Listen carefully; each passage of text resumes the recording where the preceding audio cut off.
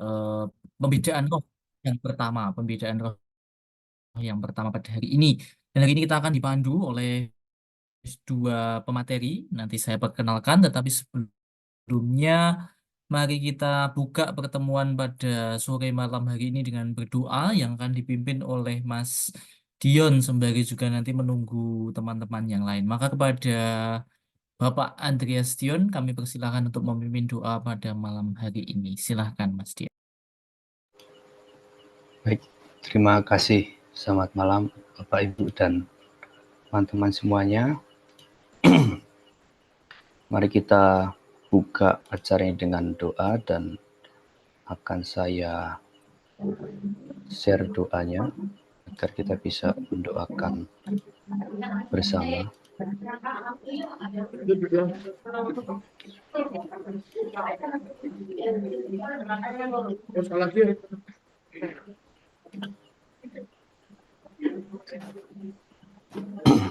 Baiklah, mari kita hening sejenak untuk kita masuk ke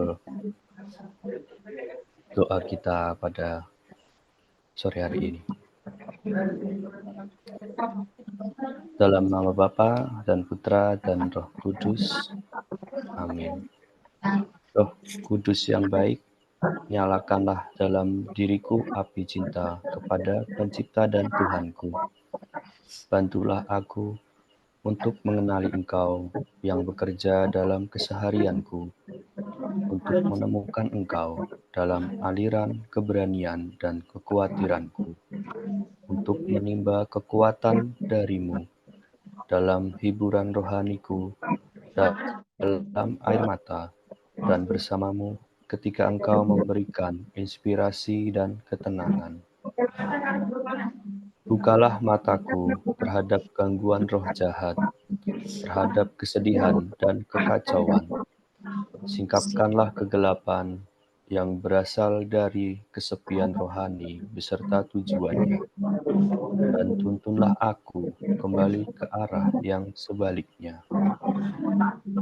Tolonglah agar segala sesuatu mudah bagiku. Singkirkan hambatan dalam hidupku, sehingga aku dapat terus maju dalam tindakan yang baik. Arahkanlah aku menuju pengabdian dan pujian kepadamu. Tambahkanlah dalam diriku anugerah, harapan, iman, dan cinta. Penuhilah aku dengan kebahagiaan batin yang mengantar dan menarik aku pada hal-hal rohani dan membuat jiwaku tenang dan damai dalam Pencipta dan Tuhannya. Amin. Kemuliaan kepada Bapa dan Putra dan Roh Kudus, saat aja Bapa dan Putra dan Roh Kudus. Amin. Terima kasih Bapak Dion yang telah berkenan memimpin doa pada malam hari ini. Baik, Bapak Ibu, pada malam hari ini kita berjumpa kembali sekali lagi untuk mengadakan webinar dengan tema pembedaan roh. Ini yang pertama. Dan hari ini kita akan dibantu oleh kedua narasumber, yaitu yang pertama saya perkenalkan, nanti bisa ditampilkan juga, yaitu Ibu Susan. Nah, Ibu Susan ini kegiatan sehari-harinya adalah menjadi ibu rumah tangga dengan 2 putri dan 1 putra, dan aktif sebagai pelayan menjadi fasilitator LRP, sekaligus juga menulis di majalah Rohani dan Utusan. Itu pemateri yang pertama. Kemudian yang kedua adalah Ibu Gabriela Sudirjo. Beliau adalah peserta LRP season 1 dan sekarang berkenan untuk menemani kita di dalam membahas mengenai pembedaan roh. Maka dari itu, saya serahkan sepenuhnya acara pada malam hari ini kepada kedua materi. Silahkan kita belajar bersama pada malam hari ini. Silahkan Ibu Susan dan Ibu Gepi. Saya serahkan sepenuhnya acara malam hari ini. Monggo.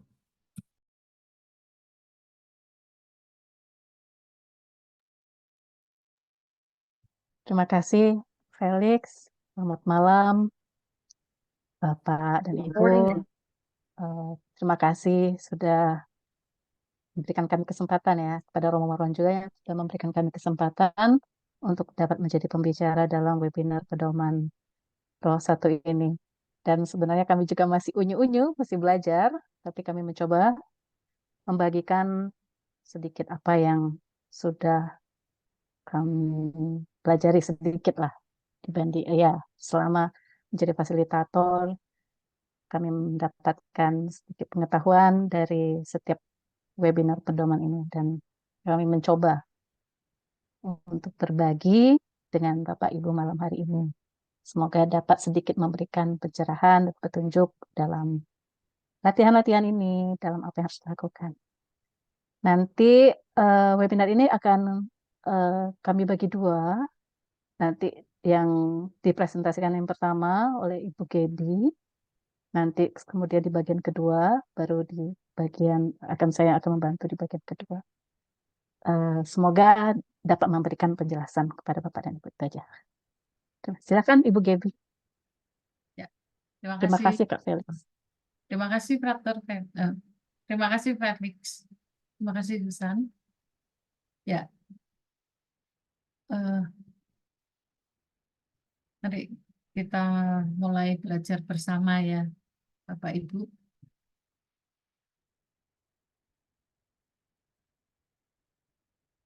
Kalau minggu lalu, kalau Bapak Ibu masih ingat ya, minggu lalu waktu latihan doa dasar, Frater Anes menjelaskan tentang hal kerajaan surga itu seumpama orang yang menabur benih di tanah, lalu malam hari ia tidur dan pada siang hari ia bangun, dan benih itu mengeluarkan tunas dan tunas itu makin tinggi.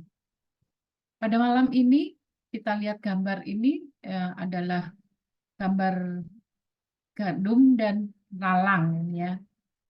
Jadi malam ini itu kita akan bicara hal kerajaan surga seperti orang yang menabur benih yang baik di ladangnya, tetapi pada waktu semua orang tidur, datanglah musuhnya menabur benih lalang di antara gandum itu. Di dalam kisah kitab suci, di dalam kitab suci digambarkan bahwa suasana seperti gandum dan lalang dibiarkan tumbuh bersama dalam suatu ladang. Seakan-akan ditunjukkan di sini bahwa kebaikan dan kejahatan akan selalu ada selama dunia ini masih berlangsung. Lalu ada 3 kekuatan dasar yang mempengaruhi manusia, yang memerlukan dalam menentukan sesuatu, yaitu keadaan diri sendiri, kekuatan roh baik, dan kekuatan roh buruk. Ketiga kekuatan itu dasar ini mempengaruhi cara pikir, cara mengambil keputusan, dan cara bertindak seseorang. Contohnya, roh baik menggelitik saya dengan mengajak bangun pagi untuk ikut misa harian pada pukul 6. Lalu saya memasang alarm pada pukul 5 supaya tidak terlambat. Tetapi roh buruk menggoda dan mengatakan, matikan alarm. Udaranya di sini masih dingin, apalagi di luar, pasti lebih dingin. Enak buat tidur lagi. Tarik selimut lebih tinggi, tidur lagi aja. Nah, apa yang ada dalam pikiranku? Pergi ke gereja atau tarik selimut? Lalu keputusanku apa? Ikut misa pagi. Lalu tindakanku, bangkit dari kasur, ambil baju, mandi, siap-siap, dan berangkat ke gereja. Nah, itu adalah contohnya. Next. Dalam hidup kita sehari-hari, baik dalam hidup pribadi, hidup doa, maupun hidup dengan teman dan dalam masyarakat, kita sering mengalami konflik batin. Seakan-akan ada perang dalam diri kita, antara gerak yang membujuk untuk berbuat buruk dan gerakan untuk berbuat baik. Nah, gerak-gerik itulah yang dimaksud dengan roh. Jadi roh yang dimaksud adalah gerak-gerak batin manusia, gerak-gerak pikiran, perasaan, dan kehendak. Lalu apa perbedaan roh? Pembedaan roh itu adalah proses mengenali dorongan rohani yang beragam dalam hati manusia, atau adalah cara atau strategi untuk mengetahui apa yang menjadi kehendak Allah dalam situasi yang dihadapi seseorang dengan memilah dan memisahkannya dari apa yang bukan menjadi kehendaknya. Lalu gerak-gerak batin yang diolah atau dikelola dengan baik membuat pribadi tumbuh menjadi dewasa, matang, dan bahagia jasmani dan rohani. Oke, next. Nah, ini adalah gerak-gerak batin. Yaitu roh baik dan roh jahat atau roh buruk. Adalah gerak itu menuntun kita kepada melaksanakan kehendak Allah ya, itu roh baik. Oke. Lalu next. Ya. Di sini saya memilih gambar ini, itu saya membayangkan gerak-gerak batin itu terjadi seperti roh baik dan roh buruk sedang bermain game. Game apa yang sekarang sedang disukai atau digandrungi? Genshin Impact ya, kalau tidak salah. Anak-anak saya tuh kok melihat itu, main itu, Genshin Impact. Nah, di dalam game itu ada karakter baik dan ada karakter antagonis atau monster. Itu dalam hati kita itu seperti ini. Jadi seperti dalam batin kita juga ya. Oke, next. Lalu di manakah posisi kita? Apakah posisi kita itu yang di sebelah kiri bawah itu menolak Allah dan menjauhinya, atau posisi kita yang di sebelah kanan ini meski berdosa tapi tetap berjuang untuk membangun relasi dan mencari kehendaknya.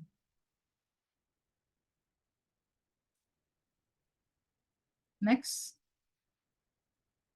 Sikap ekstrim dalam diri seseorang itu ada dua. Yang pertama adalah orang yang menjauh dari Tuhan. Nah, di sini diterangkan sebagai pedoman pertama ditulis oleh Santo Ignatius dalam Latihan Rohani nomor 314.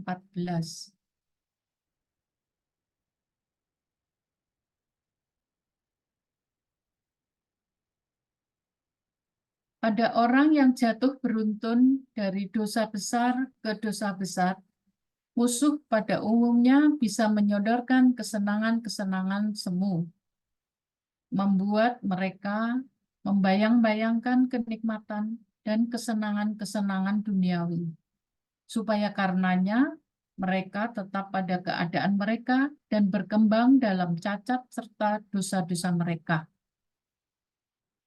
Pada orang macam itu, roh baik memakai cara sebaliknya, menghantami dan menyesakkan hati nurani dengan teguran-teguran pada budi. Ya, oke. Next. Pedoman yang 314 itu bagi orang yang cenderung jahat ya. Situasi orang itu bagaimana? Situasinya adalah egosentris, hanya berpusat pada diri sendiri, mencari kesenangan sendiri, tidak ada minat pada hidup rohani. Lalu apa tujuan roh buruk atau roh baik? Roh buruk ingin agar kita manusia tetap pada keadaan berdosa dan berkembang dalam cacat serta dosa-dosanya. Sedang roh baik ingin agar manusia menyadari kesalahannya dan bergerak mendekat pada Allah atau bertobat. Lalu apa alatnya atau sarananya? Roh buruk menggunakan imajinasi, sedang roh baik menggunakan naluri dan akal budi.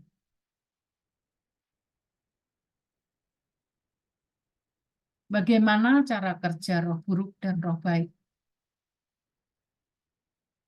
Roh buruk menyodorkan kesenangan-kesenangan semu, membayangkan kenikmatan dan kesenangan-kesenangan indrawi. Sedang roh baik menghantami dan menyesakkan hati nurani dengan teguran pada budi. Saya akan memberikan contoh, yaitu seputar kehidupan saya sebagai ibu rumah tangga ya. Roh buruk itu mempengaruhi ada seorang ibu rumah tangga yang kaya, ketika mau membeli gas, karena gas sekarang sedang langka ya, membeli gas untuk memasak, roh buruk membujuknya. Beli yang 3 kilogram saja, lebih murah dibandingkan dengan yang 15 kilogram. Nanti sisa uangnya bisa untuk memanjakan diri di salon. Kan kamu sudah capek mengurus rumah tangga, perlu dong memanjakan diri. Itu bujuk roh buruk. Tetapi roh baik, dia menghantam dengan teguran. Ayo, jangan beli gas yang 3 kilogram. Itu kan subsidi. Kalau kamu beli, kamu merampas hak orang yang kurang mampu. Kamu itu kaya dan mampu. Tidak malukah kamu? Itu cara kerja roh baik. Lalu sikap ekstrim dalam diri seseorang yang kedua. Next, Kak.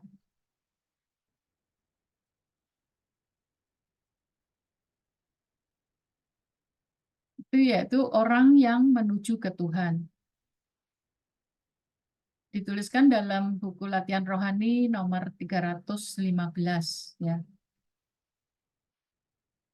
Pada orang yang dengan tekun maju terus membersihkan dosa-dosanya dan dalam pengabdian kepada Allah Tuhan kita, meningkat dari taraf yang lebih baik.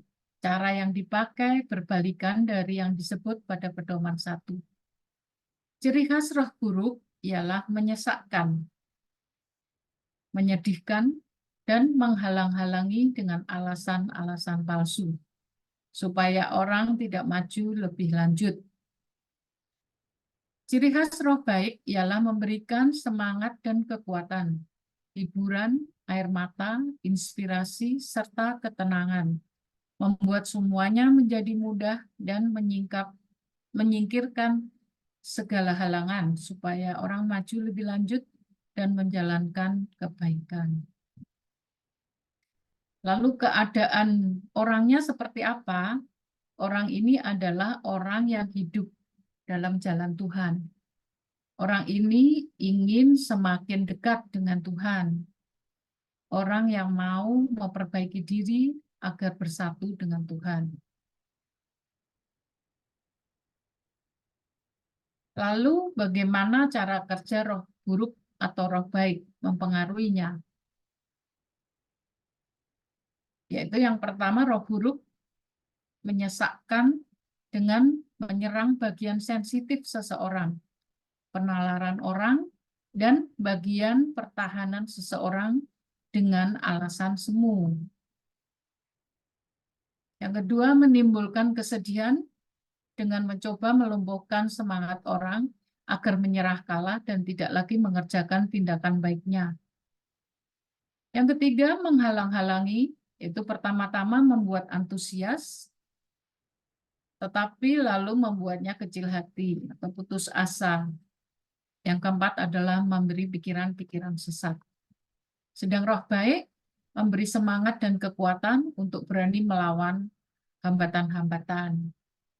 Terus yang kedua, memberi hiburan, air mata, dan inspirasi. Juga membantu semakin terbuka terhadap sesama, mendorong lebih rendah hati. Membuat semua menjadi lebih mudah dan menyingkirkan segalanya dari halangan. Sebenarnya apa tujuan roh buruk atau roh baik? Roh buruk melemahkan kehendak gerak manusia kepada Allah supaya manusia tidak maju lagi. Sedang roh baik menguatkan gerak manusia kepada Allah supaya manusia lebih maju lebih jauh dalam menjalankan kebaikan. Next.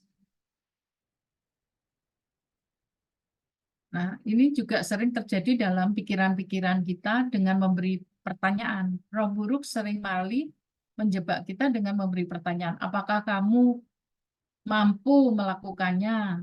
Atau masa kamu bisa merelakan semua itu? Tetapi roh baik, apakah kamu tidak bisa melakukan apa yang sudah mereka lakukan? Apakah kamu lupa bahwa Allah akan memberimu kekuatan dan maju terus? Percayalah kepada Dia. Ya. Nah, saya akan men-sharingkan itu pengalaman saya. Itu yaitu ketika saya menerima ditawari untuk membawakan suatu materi. Roh buruk mempengaruhi saya. Itu awalnya dengan antusias saya menerima atau menyetujui tawaran membawakan materi. Lalu selang beberapa waktu mulai muncul gerak-gerak yang mengganggu dan mengatakan, kok kamu menyetujui? Nanti waktumu habis. Bagaimana kalau anak dan suamimu mengajakmu pergi pada waktu membawakan materi itu? Tetapi roh baik memberi semangat. Ayo lanjut, kamu bisa, semangat. Bangun lebih pagi untuk menyiapkan materi itu, sehingga tidak mengganggu pekerjaan rumah tangga.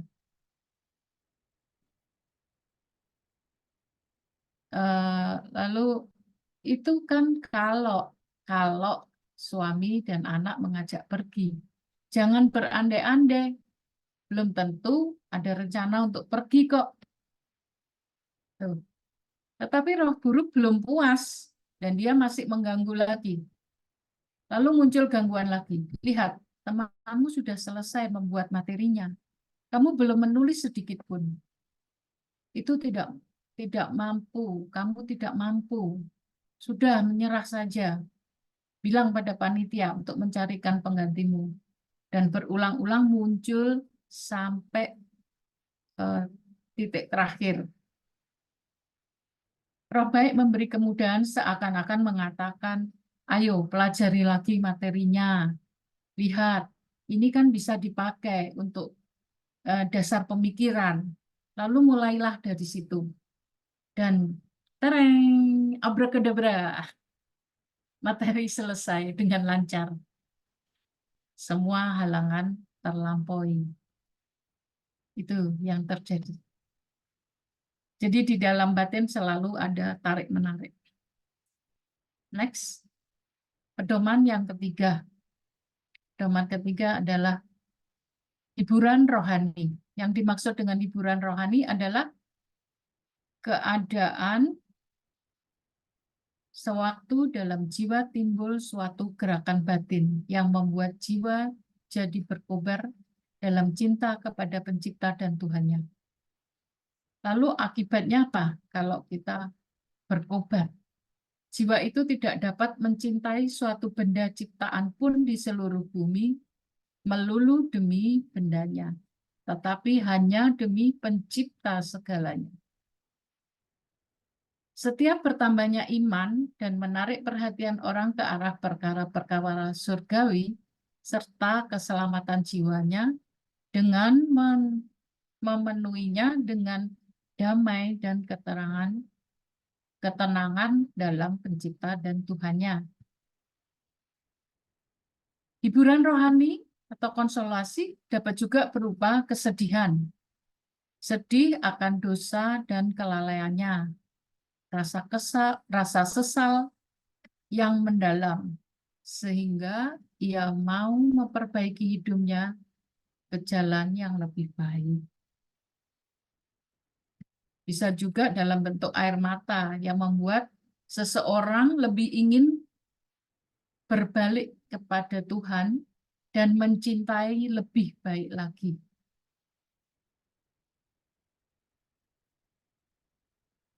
Bisa juga berupa bertambahnya iman, harapan, dan cinta kepada Tuhan. Berupa kegembiraan batin yang mendalam, yang mendorong seseorang mendekati Tuhan dan memikirkan hal-hal surgawi. Saya punya seorang teman yang sedang menderita kanker usus. Ketika mengetahui penyakitnya itu, dia putus asa karena divonis dia sudah stadium 3, 4, stadium 4. Dia tidak mau berobat karena dia juga merasa bahwa eh, percuma karena pengalamannya kakaknya itu juga menderita penyakit yang sama. Setelah dioperasi, tidak lama kemudian meninggal kakaknya.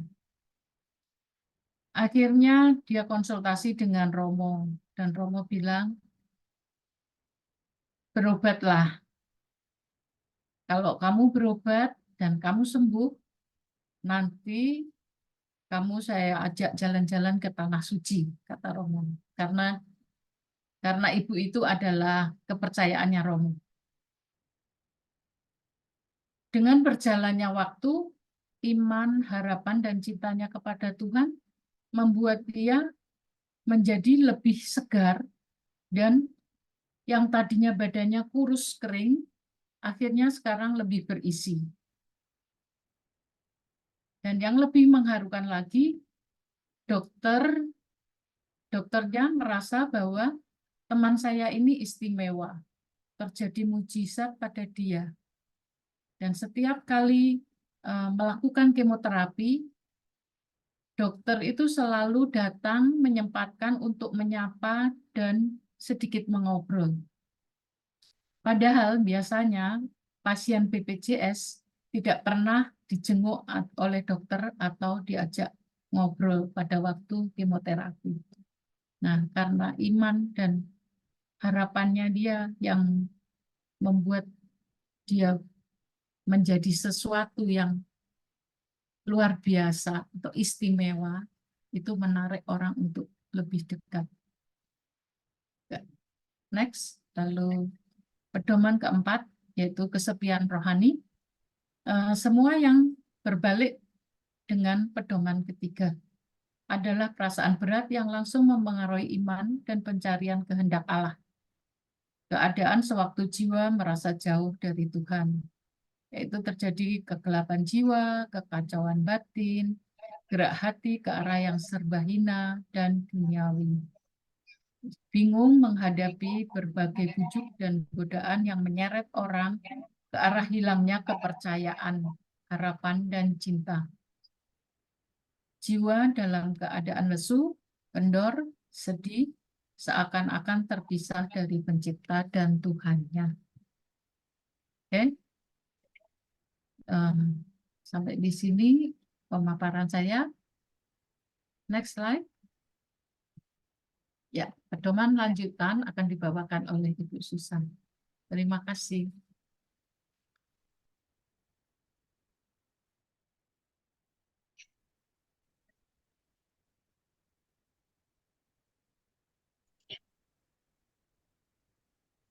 Terima kasih Ibu Debbie yang sudah membantu untuk memaparkan bagian pertama. Saya akan share screen sebentar ya.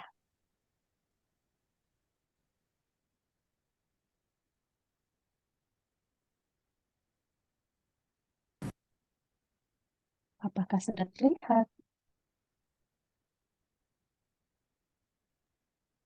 Apakah sudah jelas terlihat? Sudah. Jelas. Oke. Oh, enggak. Oh, ini agak lupa penting. Sebentar ya.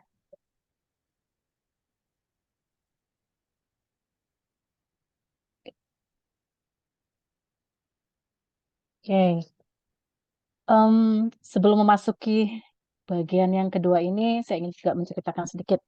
Saya itu mengenal spiritual Ignatian ini itu saat masa pandemi kayak gitu ya. Nah, kemudian dari masa pandemi itulah kemudian mendapatkan bekal tentang pembedaan roh ini. Namun sejujurnya ketika melakukannya itu benar-benar jatuh dan bangun. Ketika udah bertahan saya oke lah agak bertahan sedikit tapi kemudian jatuh lagi. Kemudian bertahan sedikit jatuh. Jadi benar-benar pembedaan roh ini pun menjadi suatu latihan yang terus-terusan yang perlu dilakukan kayak gitu. Dan yang menjadi kerangka awalnya itu untuk melakukan pembedaan roh ini tuh sebenarnya ada tiga. Jadi ada tiga dasar kerangka awal ini ya. Yang pertama itu untuk sadar, kedua untuk mengerti, ketiga itu terus mengambil tindakan gitu ya. Pertama sadar. Jadi pada saat sadar itu tuh kita dalam merupakan satu usaha gitu ya memperhatikan apa yang sedang terjadi di dalam ruang batin kita karena sebenarnya batin kita itu bergerak-gerak kayak gitu ya. Jadi dia tidak hanya diam aja, tapi dia bergerak-gerak. Tapi sebenarnya pergerakannya itu tidak selalu, saya tidak selalu gembira terus, tapi juga tidak selalu ada sedih terus. Jadi sebenarnya terjadi gerakan-gerakan yang berbeda-beda. Setiap terjadi satu peristiwa, terjadi satu gerakan. Kadang-kadang dia tenang. Kalau kita lagi misalnya nggak nyapa tetangga, nggak ada apa tuh dia tenang. Tapi begitu kadang-kadang kita nyapa tetangga, lalu tiba-tiba terjadi gerakan. Peng, kok kayak dia sebel sama gue kayak gitu kan kayak dia marah kok kayaknya apa ada satu reaksi gitu loh padahal itu hanya terjadi dalam gerakan batin padahal mungkin itu belum terjadi maksudnya tidak terjadi seperti itu tapi batin itu bergerak-gerak gitu loh nah gerakan batin yang terjadi itu dalam hati dan pikiran kita itu perlu dicermati jadi kita perlu menyadari kenapa ada perasaan ini kenapa kok aku ada perasaan dia marah kayak gitu. Kenapa ada perasaan seperti itu? Apakah yang aku khawatirkan kayak gitu kan. Kemudian kita mencoba mengerti, berefleksi atas gerakan batin itu. Sebenarnya apakah aku sebenarnya melakukan suatu kesalahan atau sehingga membuat aku ngerasa kok dia jadinya marah padahal mungkin belum tentu seperti itu tapi mungkin karena aku sudah melakukan kesalahan, aku merasa dia kok marah kayak gitu loh.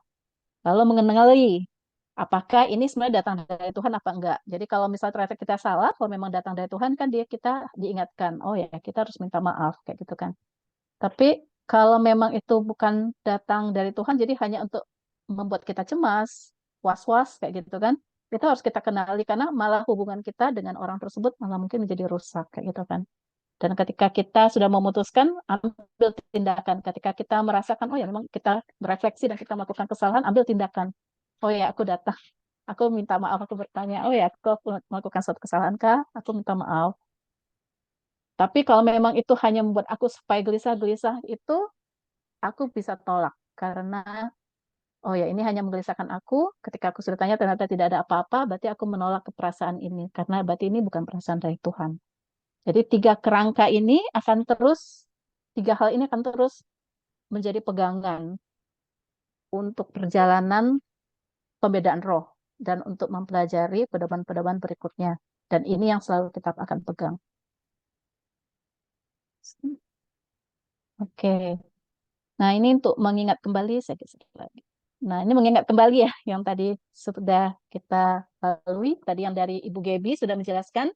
Jadi ada pedoman roh, pedoman satu, pedoman dua, itu tentang disposisi batin dasar manusia. Jadi yang pertama itu adalah menuju kesenangan indrawi. Jadi sebenarnya apa sih yang jadi mercusuar kita? Apakah sebenarnya indrawi? Sebenarnya ada setannya istilahnya di belakang itu. Atau yang pedoman dua mendekati Tuhan. Jadi orang yang tekun membersihkan dosa-dosanya. Jadi memang perhatiannya sudah tertuju kepada Tuhan. Itu adalah yang pertama satu dan dua itu tentang disposisi batin dasar.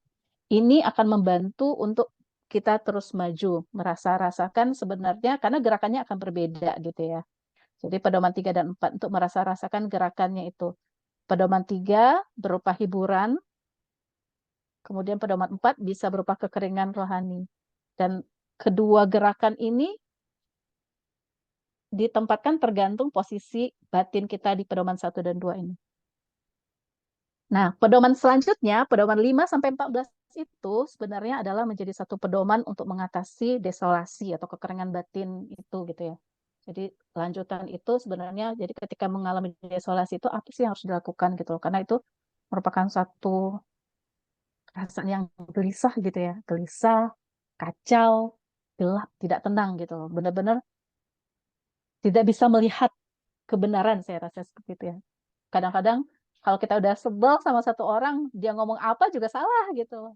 Padahal mungkin yang dikatakannya benar, tapi karena udah bete, udah sebel aja, kayaknya kok salah aja kayak gitu loh. Padahal sebenarnya apa yang dikatakan mungkin benar, tapi ketika hati itu sudah tertutup, padahal yang orang niatnya baik juga jadi salah kayak gitu ya. Nah, kemudian jadi kesulitan terbesar dalam menghadapi desolasi itu ya yang lawan lawan dari yang tiga kerangka pertama itu. Kita tidak menyadarinya, lalu kita tidak memahaminya, sehingga kita tidak tahu harus berbuat apa. Karena kan kita tidak tahu. Tapi kalau hal ini dibiarkan berlangsung terus-menerus, akhirnya lama-lama itu ya bahayanya itu lama-lama itu kita akan berkecil hati gitu loh kan, merasa lelah, rasanya kok terpuruk sekali kayak gitu loh, dan terus-terusan di dalam itu. Akhirnya lama-lama tuh kehilangan keberanian untuk maju, terutama di dalam kehidupan rohani. Karena akhirnya semuanya tuh kayak terasa sulit, terasa berat gitu. Sehingga kita perlu melakukan sesuatu. Apa yang perlu kita lakukan? Mari kita lihat pedoman kelima. Nah, pedoman kelima ini adalah pedoman ya. Jadi tindakan apa yang harus kita ambil. Nah, kalau kita sudah jadi pedoman lima ini begini. Kalau kita sudah mengambil suatu keputusan, lalu ternyata terjadi pada setelah mengambil keputusan, lalu waktu kesepian, jangan sekali-sekali membuat perubahan. Tetapi teguh dan tetap dalam niat dan keputusan yang udah dipegang pada hari sebelum kesepian. Jadi pada kayak kita lagi happy-happy, lagi senang-senang, kita udah buat keputusan. Dan jadi jangan dirubah niatnya. Atau dalam keputusan yang sudah diteguhi ya selama hiburan sebelum ini. Jadi misalnya nih yang paling gampang itu pernikahan gitu loh. Waktu kita udah mau menikah kan udah lagi happy-happy. Oh ya, aku akan menerimamu segala macam. Itu kan waktu itu masih happy-happy. Lalu begitu masuk ke dalam ada satu tantangan, sedikit mungkin ada hal-hal, itu akan sangat mudah sekali akan terucap, ayo kita cerai saja. Itu akan bisa sangat mudah. Ataupun tidak mau. Itu hal yang saya rasa bisa jadi sering terjadi di dalam satu rumah tangga. Itu bisa sekali. Dan pada pedoman kelima, pada apa yang sudah diputuskan, itu tidak boleh diganti. Karena sebagaimana dalam hiburan, pada waktu kita merasa gembira, kan kita sudah memutuskannya, sudah berdoa dulu, roh baik memimpin dan memberi petunjuk kepada kita. Dan pada saat kesepian, tentu roh buruk yang menyapa dan menasihati. Jadi mustahillah kita dengan petunjuk-petunjuk saat masa kesepian itu akan menemukan jalan ke arah keputusan yang benar. Dan kembali lagi, tadi sebenarnya Bu Gebi juga sudah menyebutkan ya tentang kerajaan Allah, itu seperti ladang gandum dan ilalang. Dan itu saya rasakan dalam setiap niat baik. Setiap niat baik apapun yang sudah ditetapkan, diputuskan, misalnya seperti pernikahan, atau kita mau sekolah di mana, atau kita mau les apa, semuanya ada tantangan itu.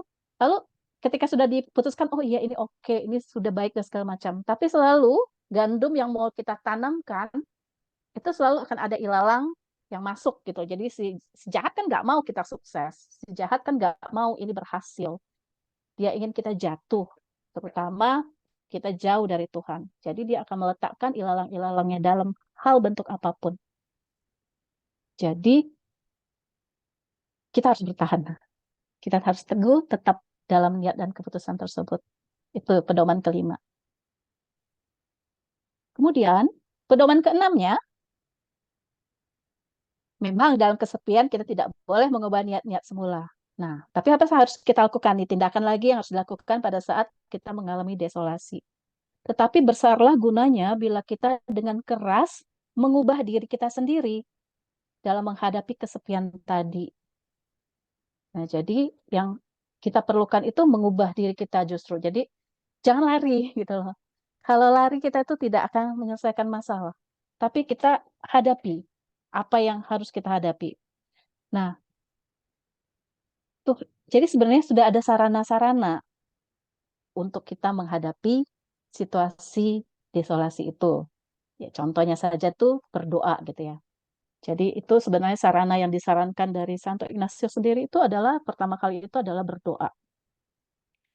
Jadi kita itu berdoa, dengan berdoa itu ya kita misalnya itu seperti bukan misalnya, itu seperti yang di dalam kitab suci itu kayak ketuklah gitu loh, ketuklah pintu itu akan dibukakan. Nah, kita itu mempercayai itu.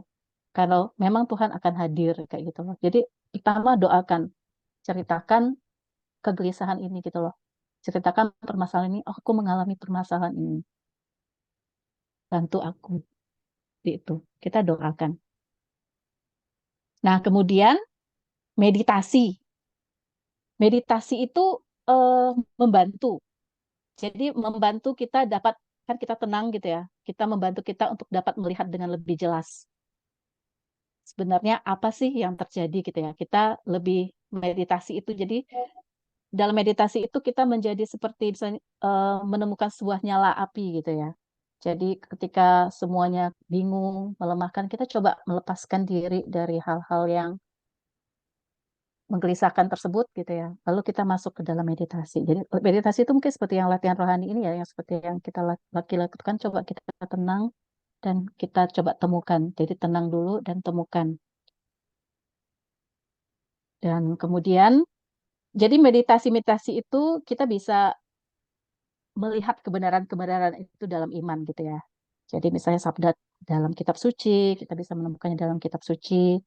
Kemudian juga kita bisa menemukan kembali, menyusuri lagi ingatan-ingatan dan sejarah hidup kita sendiri. Dan kemudian yang bisa dilakukan adalah memeriksa diri. Pada saat kita memeriksa diri itu kita berusaha hening. Lalu kita memeriksa sebenarnya apa yang terjadi gitu ya. Kita mohon pada Allah untuk mengerti apa sih sebenarnya yang terjadi gitu loh, pada saat kita memeriksa diri ini. Dan biasanya dengan memeriksa diri ini itu akan sangat membantu apabila kita memberikan pertanyaan-pertanyaan kayak gitu. Itu akan membuat kita akan bisa masuk lebih dalam untuk memahami apa yang sedang terjadi. Jadi misalnya nih, pertanyaan-pertanyaan itu apa yang terjadi di dalam hatiku? Apakah aku desolasi? Sudah jelas ya kalau yang di sini kisahnya sudah desolasi. Kita coba telusuri bagaimana ini bermula. Sebenarnya apa sih titik awal permasalahan ini apa? Dari mana awalnya? Awalnya itu sebenarnya masalahnya apa sih? Lalu apa penyebabnya? Kenapa kok terjadi kekacauan seperti ini? Sebenarnya penyebabnya apa? Apakah aku tersinggung? Apakah aku misalnya diomongin sedikit lalu aku marah? Atau memang sebenarnya ada sesuatu hal yang aku nggak suka kayak gitu loh. Kok itu melanggar aku, misalnya melanggar melanggar apa yang ku anut selama ini kayak gitu loh, kayaknya melanggar gitu loh. Apa yang aku percayai, apa yang ku teguhi kok rasanya dilanggar gitu loh. Lalu bagaimana ini berkembang kemudian? Awalnya kok kecil, kemudian jadi berkembang itu apa sebenarnya? Kemudian apa sih sebenarnya yang menyebabkan berkembang? Kemudian tanyakan tindakan macam apa yang dapat membantuku untuk melawannya. Itu bisa kita coba membuat pertanyaan-pertanyaan karena ketika melakukan satu hal, pertanyaan itu akan selalu membuatnya menjadi menyelam lebih dalam, menggali lebih dalam, menemukan apa yang terjadi. Sebenarnya apa sih? Jadi tidak di dalam kekacauan saja dan ditulis. Itu penting ditulis agar dia tidak berputar-putar hanya di dalam pikiran saja karena seringkali desolasi itu berputar-putar di dalam pemikiran. Tapi ketika ditulis itu akan semua terlihat lebih jelas. Ketika pikiran itu beralih ke kiri, loh sudah ada tulisannya. Loh kenapa harus ke kiri? Ini saya sudah tuliskan. Kenapa tidak ke kiri? Lalu dia beralih ke kanan. Tidak bisa ke kanan juga. Saya sudah menuliskannya. Jadi saya sudah melihat berbagai sisi pada saat memeriksa itu. Sehingga itu akan mempermudah saya untuk menemukan tindakan yang harus saya ambil. Gitu. Kemudian juga untuk desolasi ini juga bisa dengan menambah laku tapa kayak gitu ya. Dengan jadi melawan.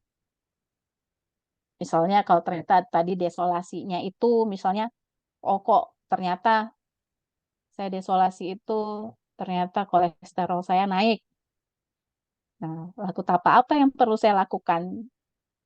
Tentu aja kalau kolesterol naik ya harus berpantang gitu ya. Saya kan suka gorengan, Saya suka sekali nasi Padang. Jadi saya sudah harus berpantang, memilih. Pantangan saya, memilih saya berpuasa. Oke, kalaupun saya suka, saya mencoba tidak beli gorengannya. Mungkin saya akan menggoreng sendiri. Jadi dengan minyak yang lebih khusus. Jadi kan dengan saya bisa memilih minyak yang baik untuk saya. Ataupun em, kalaupun dengan nasi Padang, misalnya saya bisa harusnya memasak sendiri yang lebih sehat dengan memasak sayur semacam itu ya. Jadi saya sendiri yang memutuskan mau melakukan apa ya anak saya muncul itu yang nomor 3. Oke, seperti itu. Bisa juga nih kalau misalnya kita kan udah tahu nih, ini juga mengurangi tidur ya. Salah satu bentuk laku tapa itu mengurangi tidur. Tapi sesuai lakukan tuh dengan ukuran sesuai ya. Jangan sakit kita sampai begadang, udah tahu kemampuan tubuh mah nggak bisa gitu ya, lalu begadang. Ya teler besoknya itu mah akibat kita sendiri juga kayak gitu ya. Coba lah mungkin ketika memang waktunya nggak, misalnya kita males gitu ya, jangan misalnya mengurangi tidur ya perlu, tapi cobalah porsinya tuh disesuaikan, jangan akhirnya malah membuat kita penyakit sendiri. Dan biasanya tuh saya merasakan seperti ini ketika saya melakukan satu laku tapa. Jadi yang paling jelas itu, yang paling saya ingat tuh rasanya yang paling berkesan itu awal-awal saya melakukan laku tapa itu adalah masalah kopi. Saya suka sekali kopi. Lalu saya memberikan puasa kopi itu setiap hari Selasa dan hari Kamis gitu kan.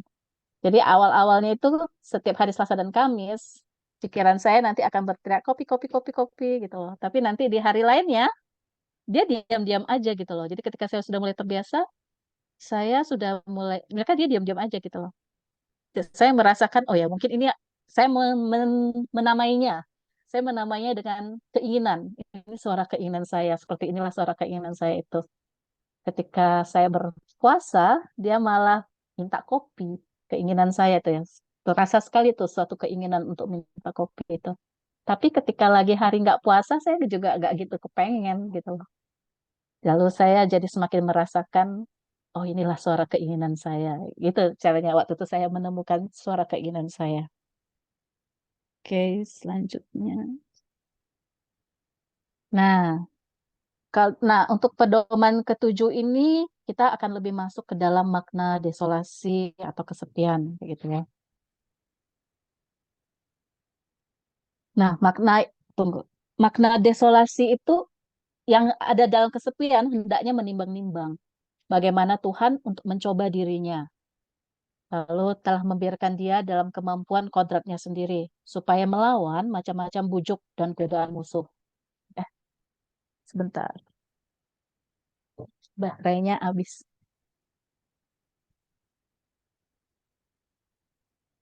Oke. Karena dengan pertolongan, nah, dengan pertolongan ilahi yang tetap selalu ada, juga bila tak jelas terasa, dia tentu mampu melawan. Meski oleh Tuhan dijauhkan semangat berkorban, rasa cinta yang meluap, namun diberikan rahmat secukupnya untuk keselamatan kekal. Nah, ini tuh sebenarnya seperti ini nih. Kan kita ya sering ya, kita belajar kitab suci. Misalnya kita sering belajar rohani dan segala macam. Kita itu hanya baru sampai, oke, oh ya, ini segalanya baik, oke. Tapi ketika kita dicobai gitu, ketika harus melaksanakan, itu belum mampu gitu loh, belum bisa gitu loh. Jadi, oh ya kita beriman, tapi kalau kita beriman tapi tanpa melakukan sesuatu tuh belum teruji lah istilahnya sebenarnya ya.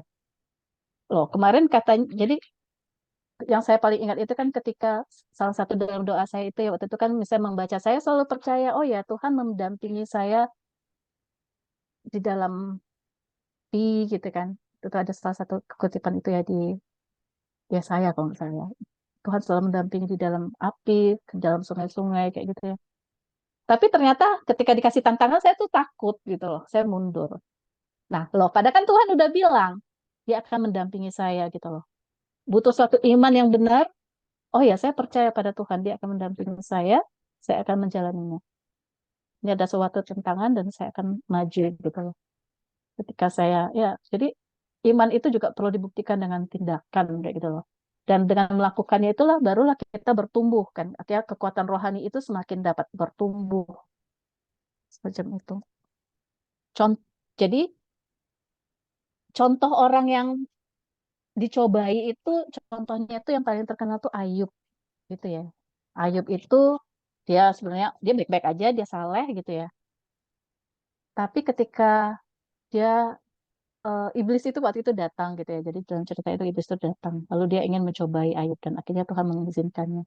Dan ketika Ayub mengalami segala macam bencana, sesuatu hal yang sangat buruk, itu dia masih tetap bisa bertahan kayak gitu. Maksudnya walaupun dia sudah rasanya udah sampai kemana, tapi dia masih tidak mau mengutuki Tuhan semacam itu.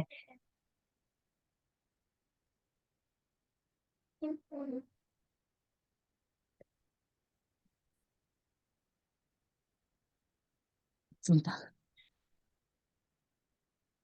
Kemudian eh, pada saat peristiwa itu istrinya Ayub itu udah mulai menyerah gitu ya. Kenapa kamu masih mau berdoa kepada Tuhan? Kenapa kau tidak mengutuki? Tapi Ayub justru marah kepada dia dan maksudnya kenapa? Maksudnya kayak dia malah mengomeli istrinya dan dia berkata, mengapa? Apakah kita hanya mau menerima sesuatu yang baik saja, tetapi tidak mau menerima yang buruk? Dia malah berkata-katanya seperti itu ya. Jadi begitu besarnya kepercayaan Ayub itu. Dan akhirnya pada akhirnya Tuhan juga mengembalikan ya kepada Ayub segalanya. Hal yang waktu dia dicobai pun akhirnya selesai dan Tuhan mengembalikan berlipat dari yang sebelumnya di sana. Dan akhirnya dapat diketahui bahwa Ayub sungguh memiliki kemampuan dalam kodratnya sendiri, mampu akhirnya melawan macam-macam bujuk dan godaan. Jadi hanya pada saat mendapatkan tantangan lah, itu akhirnya baru iman itu dapat bertumbuh. Pada saat belum ada tantangan, ya kita hanya bisa bilang itu hanya baru kata-kata gitu loh. Tapi pada saat ada satu peristiwanya dan itu kita harus melakukan sesuatu ya, baru di situ kelihatan, oh ya ini adalah tindakannya apa. Kalau nggak hanya baru sampai sebatas kata seperti itu. Lalu kadang-kadang juga, misalnya juga bisa juga kadang-kadang ketika kehidupan beriman itu dipahami ya, misalnya kita beriman itu seolah-olah hanya untuk berbuat baik itu untuk mendapatkan keselamatan dari Allah gitu. Kadang-kadang dalam kehidupan beriman tuh kita berpikir bahwa dengan kita berbuat baik, mematuhi perintah, kita akan mendapatkan keselamatan kebahagiaan hidup. Jadi ada kayak ada syarat gitu ya. Sebenarnya tuh aku tuh mau berbuat baik itu tuh sebenarnya supaya ya Tuhan baik lagi gitu sama aku kayak gitu kan. Jadi pandangan ini itu justru membuat kita tuh jatuh dalam kedangkalan dengan pandangan seperti itu. Jadi apapun yang diberikan Tuhan memang harus yang baik, apapun yang buruk kita terima. Kalau pandangan yang oh ya kalau saat baik supaya mendapatkan keselamatan aja kayak gitu ya, itu menjadinya seperti istrinya Ayub ketika menghadapi cobaan berat dia berkata kan masih bertekunkah engkau dalam kesalehanmu kutukilah Allahmu dan matilah kayak semacam itu. Jadi hanya pada saat dicoba itulah ya mudah-mudahan gitu ya maksudnya diberikan kekuatan dan bertumbuh di dalam rohani semacam itu. Dan ketika mendapatkan merasa desolasi ini yang harus dikembangkan ya orang yang dalam kesepian harus berusaha keras bertahan dalam kesabaran untuk melawan gangguan-gangguan yang datang padanya. Haruslah dia ingat bahwa segera akan ada hiburan bila dia menggunakan segala ikhtiar melawan kesepian itu seperti yang disebutkan dalam pedoman 6 tadi gitu ya. Nah, jadinya tuh apabila ternyata dalam desolasi lalu akhirnya kita malah menghindar gitu ya, menghindar lari dari cobaan, akhirnya kita tidak memiliki kemampuan belajar dari pengalaman tersebut. Jadi akhirnya ketika misalnya kita mau bertanding gitu ya, bertanding, oh kita harus bertanding melawan ada musuh kita misalnya dari sekolah lain misalnya. Tapi kalau kita akhirnya menyerah, akhirnya kita nggak bertumbuh gitu ya. Kita tidak jadi bertumbuh, tidak belajar. Berarti ya jadi tidak berkembang. Akhirnya kemampuan yang didapat pun tidak berkembang ketika ketika kita menghindari dari apa yang harusnya kita hadapi. Akhirnya kita akan jatuh lagi ke dalam pengalaman yang sama terus. Bila ini terjadi lagi, aku akan lari lagi. Bila ini terjadi lagi, ya aku akan lari lagi kayak gitu. Akhirnya kita tetap stuck di tempat yang sama. Jadi memang kalau memang satu tantangan harus dihadapi, hadapi dengan sabar, satu persatu pelan-pelan ditekunin kayak gitu ya. Jadi ketika kita berani melawan, kita akan belajar, belajar apa yang harus dilakukan, kemudian belajar dari proses jatuh bangun itu. Jadi kita dapat semakin berkembang. Lalu akhirnya perlawanan itu ya kadang-kadang tidak cukup hanya satu kali ya, tapi berkali-kali hingga kita terbiasa. Saya tuh waktu membuat renungan ini tuh ya saya merasa tuh ketika dituliskan berkali-kali melawan itu kayak pemain kayak main bulu tangkis gitu ya. Koknya datang pukul lagi. Koknya datang pukul lagi. Koknya datang pukul. Itu berkali-kali berkali-kali berkali-kali mungkin seperti itulah. Berkali-kali. Jadi teruskan. Nah, kemudian juga hal yang bisa kita ingat itu ya, pada saat kita mengalami satu desolasi, sering itu akhirnya tuh kita terpusat itu juga pada desolasi itu gitu. Karena jadi kesepian itu akhirnya kadang-kadang kita hanya apa ya katanya merundung gitu ya. Istilahnya apa itu? Kayaknya hanya gelisah hanya di dalam pusat di dalam peristiwa itu. Padahal kita itu nah, padahal kita harusnya yakin ya, tidak mungkin ada badai, misalnya kayak lautan gitu kan selalu ada tenang, tapi akan ada badai. Tapi badai itu juga tidak akan selamanya ada. Nanti akan ada tenang lagi dan selalu setelah itu berputar lagi akan ada badai lagi. Jadi ya, jadi akan selalu akan ada eh, hal baik setelah hal buruk itu terjadi. Jadi walaupun di dalam paling sulit pun nanti pasti akan ada suatu kebaikan yang datang. Oke, bentar.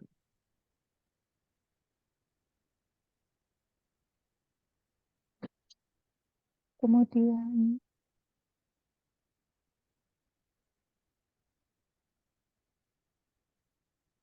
nah kita kemudian mengingat kembali pedoman 5 dan 6 itu berarti apa yang harus dilakukan saat desolasi. Jadi pedoman 5 ini ya sekedar reverse gini ya supaya tetap ingat ya. Pedoman 5 jangan membuat perubahan pada keputusan. Kemudian pedoman 6 lebih keras. Jadi pada pedoman itu tindakannya adalah lebih keras mengubah diri dan tetap tekun dalam berdoa. Kemudian kalau pedoman 7 dan 8 itu adalah memaknai makna desolasi itu ya. Jadi agar iman itu dapat bertumbuh dalam perbuatan dan memiliki kekuatan rohani. Kemudian pedoman 8 itu bertahan dalam kesabaran melawan gangguan-gangguan yang ada. Oke. Nah, sekarang pedoman 9. Pedoman 9 ini menceritakan ada 3 sebab utama mengapa kita mengalami kesepian. Yang pertama, tentu aja karena kita kendur, malas, dan lalai dalam latihan-latihan rohani. Jadi kalau kita udah kendur, malas, dan lalai, ya kalau gitu ya salah kita sendiri. Kalau hiburan rohani akhirnya menjauh dari kita. Jadi setiap hari mau ke gereja, aduh kok kayaknya masih ngantuk, masih males, terus terah gitu. Terus minggu ini lewat. Ntar minggu depan, aduh hujan, gimana ya? Lewat lagi. Ntar minggu depannya lagi, aduh tapi ini bertepatan dengan ada acara kondangan, gimana ini ya? Lewat lagi. Lalu akhirnya kita kok jadi gelisah, lagi jadi nggak enak. Lalu akhirnya mendapatkan masalah tuh langsung kayaknya jeblok mentalnya gitu loh. Akhirnya ya karena kita kendur, malas dan lalai itu. Lalu yang kedua, sebabnya apalah? Nah ini untuk mencoba seberapa besar kekuatan kita, berapa jauh yang dapat kita capai dalam pengabdian dan pujian pada Tuhan, bila kita dibiarkan tanpa pahala, hiburan atau apapun atau rahmat yang melimpah. Masih mau nggak kita ngelakuinnya gitu loh. Jadi ketika kita mendapatkan satu tantangan, nggak ada nggak ada bonusnya nih istilahnya, nggak ada embel-embel apapun, mesti mau nggak dikerjain. Tapi mengingatnya ya ini di kemuliaan Tuhan gitu. Mau nggak dikerjain gitu ya. Atau ntar hitung dulu, tapi ini kan rugi ya, malah aku banyak bayar, malah aku banyak memakan kantongku sendiri gitu loh. Masih mau nggak gitu. Jadi mengukur kekuatan kita untuk dicobain. Sampai seberapa jauh sih sebenarnya aku mau berjalan gitu.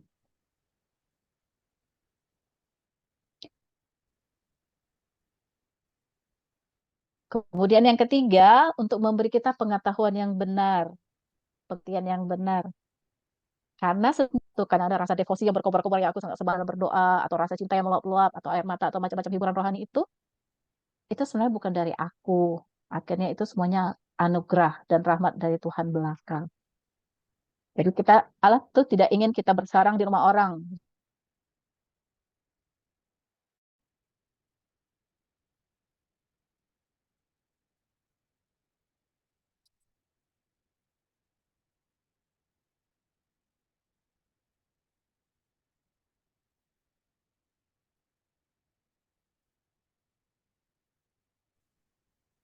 Sepertinya saya terputus ya.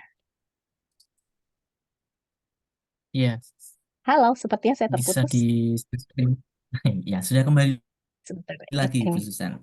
Iya, iya. Iya, Oke. Sebentar ya, saya share screen kembali. Sepertinya terputus. ya. Sampai mana tadi saya cerita?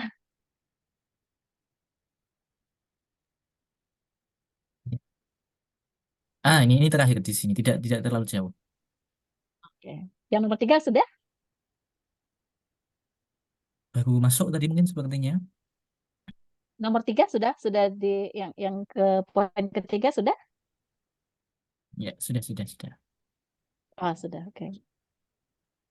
Oke, di situ adalah poin yang ke-9. Kemudian poin yang 10. Nah, poin ke-10 dia adalah persiapan untuk menghadapi, oke. Pedoman 10 ini adalah persiapan untuk menghadapi desolasi atau kekeringan rohani. Nah, pada saat kan kita kan suka apa ya, kayak roda pendati gitu ya, ada gembira, ada sedih gitu ya. Jadi berputar. Nah, pada saat kita lagi happy, pada saat lagi senang gitu ya, nah kita perlu bersiap-siap untuk menghadapi desolasi atau kekeringan rohani ini. Jadi orang yang dalam hiburan hendaknya memikirkan bagaimana ia akan bersikap dalam kesepian yang akan datang berikutnya, semacam itu. Kemudian juga pada saat mendapatkan hiburan itu merupakan kesempatan untuk mencari kekuatan-kekuatan baru untuk menghadapi pada saat desolasi itu. Nah, jadi pada saat hiburan ini kita benar-benar perlu mempersiapkan diri kita. Jadi kadang-kadang dalam hiburan itu ya ada misalnya satu pengalaman-pengalaman yang kita alami gitu ya. Kita perlu memberikan refleksi terhadap pengalaman-pengalaman itu. Itu setiap refleksi dari pengalaman itu akan menjadi bekal kita pada saat salah satunya ya, saat menghadapi masa desolasi nanti. Jadi jadi ketika sedikit saja gitu ya pengalaman refleksi itu, ketika kita membawakannya itu menjadi suatu pengalaman akan Tuhan, itu akan menjadi bekal. Bahkan refleksi yang pendek dan singkat itu akan menjadi suatu bekal yang panjang untuk mungkin seluruh perjalanan sepanjang hidup kita. Saya salah satu pengalaman yang saya ingat itu seperti ini ya. Pernah suatu masa gitu ya, waktu itu saya sedang hamil anak kedua itu. Itu lagi baru hamil anak kedua lah ya, kurang lebih itu lagi baru hamil anak kedua. Lalu ternyata suami saya mendapatkan masalah di kantor. Jadi terjadi suatu padahal biasanya tenang-tenang aja di kantor itu nggak ada pernah ada masalah. Hanya pada saat itu tuh terjadi masalah dan itu sangat menggelisahkan suami saya. Sehingga akhirnya memutuskan untuk berhenti. Padahal kalau dipikir-pikir pada masa itu adalah saya sedang hamil anak kedua, ada anak pertama gitu loh. Ini akan berhenti. Apakah kalau dipikir-pikir ya secara nalar ya, apakah kita mampu bertahan semacam itu ya? Tapi entah kenapa pada saat itu yang paling anehnya itu entah kenapa tuh dikasih ketenangan kayak gitu loh. Itu yang paling aneh. Jadinya pokoknya berhenti aja gitu. Kayak sudah berhenti, pokoknya udah settle, udah memang pokoknya berjangka waktu udah melapor, lalu settle, lalu udah berhenti gitu ya. Lalu pada saat masa berhenti itu entah kenapa kok nggak khawatir gitu loh. Padahal kan udah jelas nih. Kami waktu itu nggak punya mobil, jadi kami hanya punya Scoopy waktu itu, motor Scoopy. Jadi dan saya hamil, tapi entah kenapa nggak khawatir, sama sekali nggak khawatir.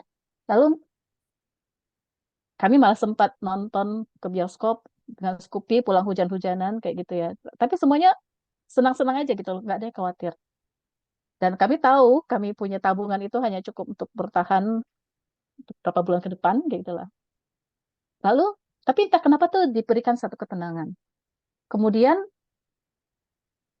seminggu kemudian tiba-tiba ada satu orang teman lama dari suami saya itu telepon. Padahal dia tuh sudah tidak jarang sekali telepon, pokoknya tapi dia telepon. Tiba-tiba menanyakan kabar.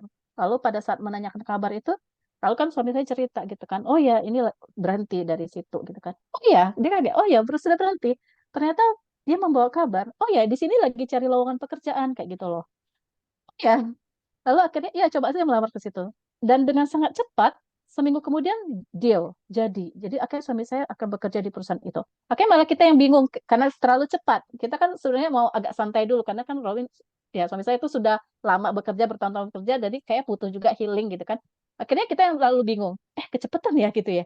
Kok langsung dapet? Iya. Akhirnya kita request, akhirnya sampai akhir bulan ini nanti masuk di bulan baru, baru masuk gitu ya. Jadi baru masuk gitu. Padahal dia sudah harusnya diminta untuk secepatnya masuk, tapi akhirnya kita yang minta tunda ya 2 minggu, jadi baru eh, masuk di tempat berikutnya kayak gitu.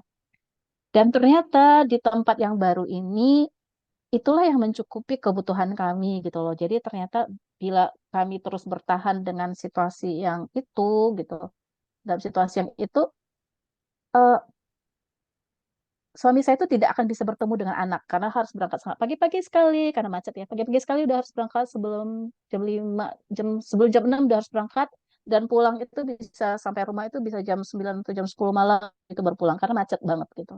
Dan itu selalu setiap hari jadi nyaris nggak ketemu anak gitu loh. Dan begitu berada di tempat yang baru itu waktunya tuh lebih lega gitu ya, maksudnya nggak sampai yang jam 9 jam 10 malam gitu pulang, lega dan secara ekonomi pun kami benar-benar lebih terbantu dibandingkan dengan pekerjaan yang sebelumnya kayak gitu. Jadi benar-benar mencukupi apa yang kami butuhkan pada saat itu. Dan melalui pengalaman ini saya merasa sangat yakin Tuhan itu sungguh-sungguh memelihara saya dan itu terus saya pegang seumur hidup saya. Kemanapun saya pergi, Tuhan itu yang memelihara saya. Jadi ketika waktu itu ada orang jadi yang menanyakan, kamu tuh nggak mikir ini segala macam. Cuma saya ada satu perasaan, oh ya, maksud saya tentu dipersiapkan. Cuma ada satu perasaan, oh ya, saya yakin Tuhan Tuhan yang memelihara saya gitu. Dan pengalaman itu yang terjadi itu terus saya pegang. Jadi selama pernikahan kami dan seluruh seumur hidup saya bahwa Tuhan itu terus memelihara saya semacam itu. Jadi melalui ketika kita menyadari, jadi dalam satu pengalaman rohani, lalu menyadari, oh ya, ada Tuhan yang berkarya di sana, itu akan menguatkan kita untuk perjalanan desolasi berikutnya. Bahwa, oh ya, Tuhan akan Tuhan akan memelihara saya. Jadi apapun yang terjadi pada saat ini, ya saya akan mencoba melakukannya, tapi selalu ada Tuhan, saya tahu itu. Itu akan terus menguatkan saya semacam itu. Oke,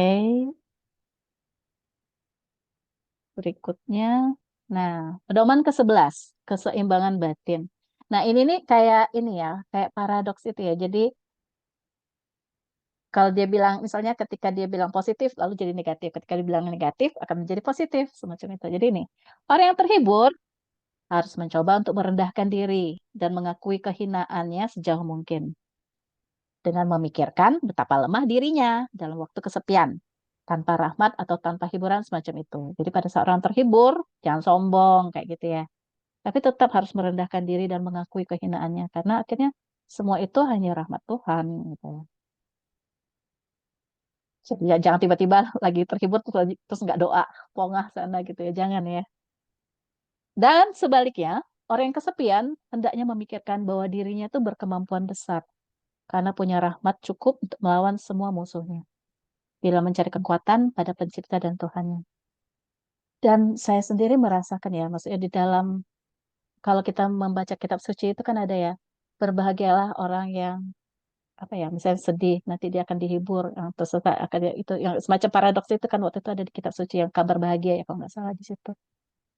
Dan saya merasakan ketika awal-awal saya melakukan LPR ini ya, itu sebenarnya rasanya itu ya, ketika itu kan saya benar-benar terdesak dalam titik yang rendah kayak gitu ya. Dan rasanya betapa mudahnya menemukan Tuhan saat itu gitu loh. Jadi justru pada saat-saat kesedihan itu yang benar-benar terdalam itu betapa mudahnya gitu menemukan Tuhan gitu. Kalau pernah kalau saat-saat happy-happy gini kadang-kadang suka datar aja gitu loh. Kayaknya kan nggak terlalu ya rasanya datar aja. Tapi ketika terdesak itu justru benar-benar menemukan satu perlindungan Tuhan itu benar-benar sungguh ada gitu. Kehadirannya itu sungguh-sungguh bisa terasa kayak gitu. Nah, keseimbangan batin inilah yang perlu untuk disadari terus-menerus karena dengan adanya keseimbangan batin ini terus-menerus memberikan kita bekal untuk kehidupan sehari-hari gitu lah. Jadi inilah menjadi satu kesadaran sehari-hari pada saat menghadapi hiburan, lalu kita tetap berdoa, tetap tetap berdoa, jangan terlena kayak gitu. Tapi pada saat kesepian, kita juga tetap terus berdoa dan mencari kekuatan. Sehingga keseimbangan batin ini tuh yang terus menjadi satu mendewasakan gitu ya. Menjadi satu mendewasakan, menjadikan suatu kesadaran rohani gitu ya dalam sehari-hari ya. Kemudian mengingat kembali, saya senang mengingat kembali. Pedoman 9, saya ingat kembali ya, 3 sebab utama terjadinya desolasi.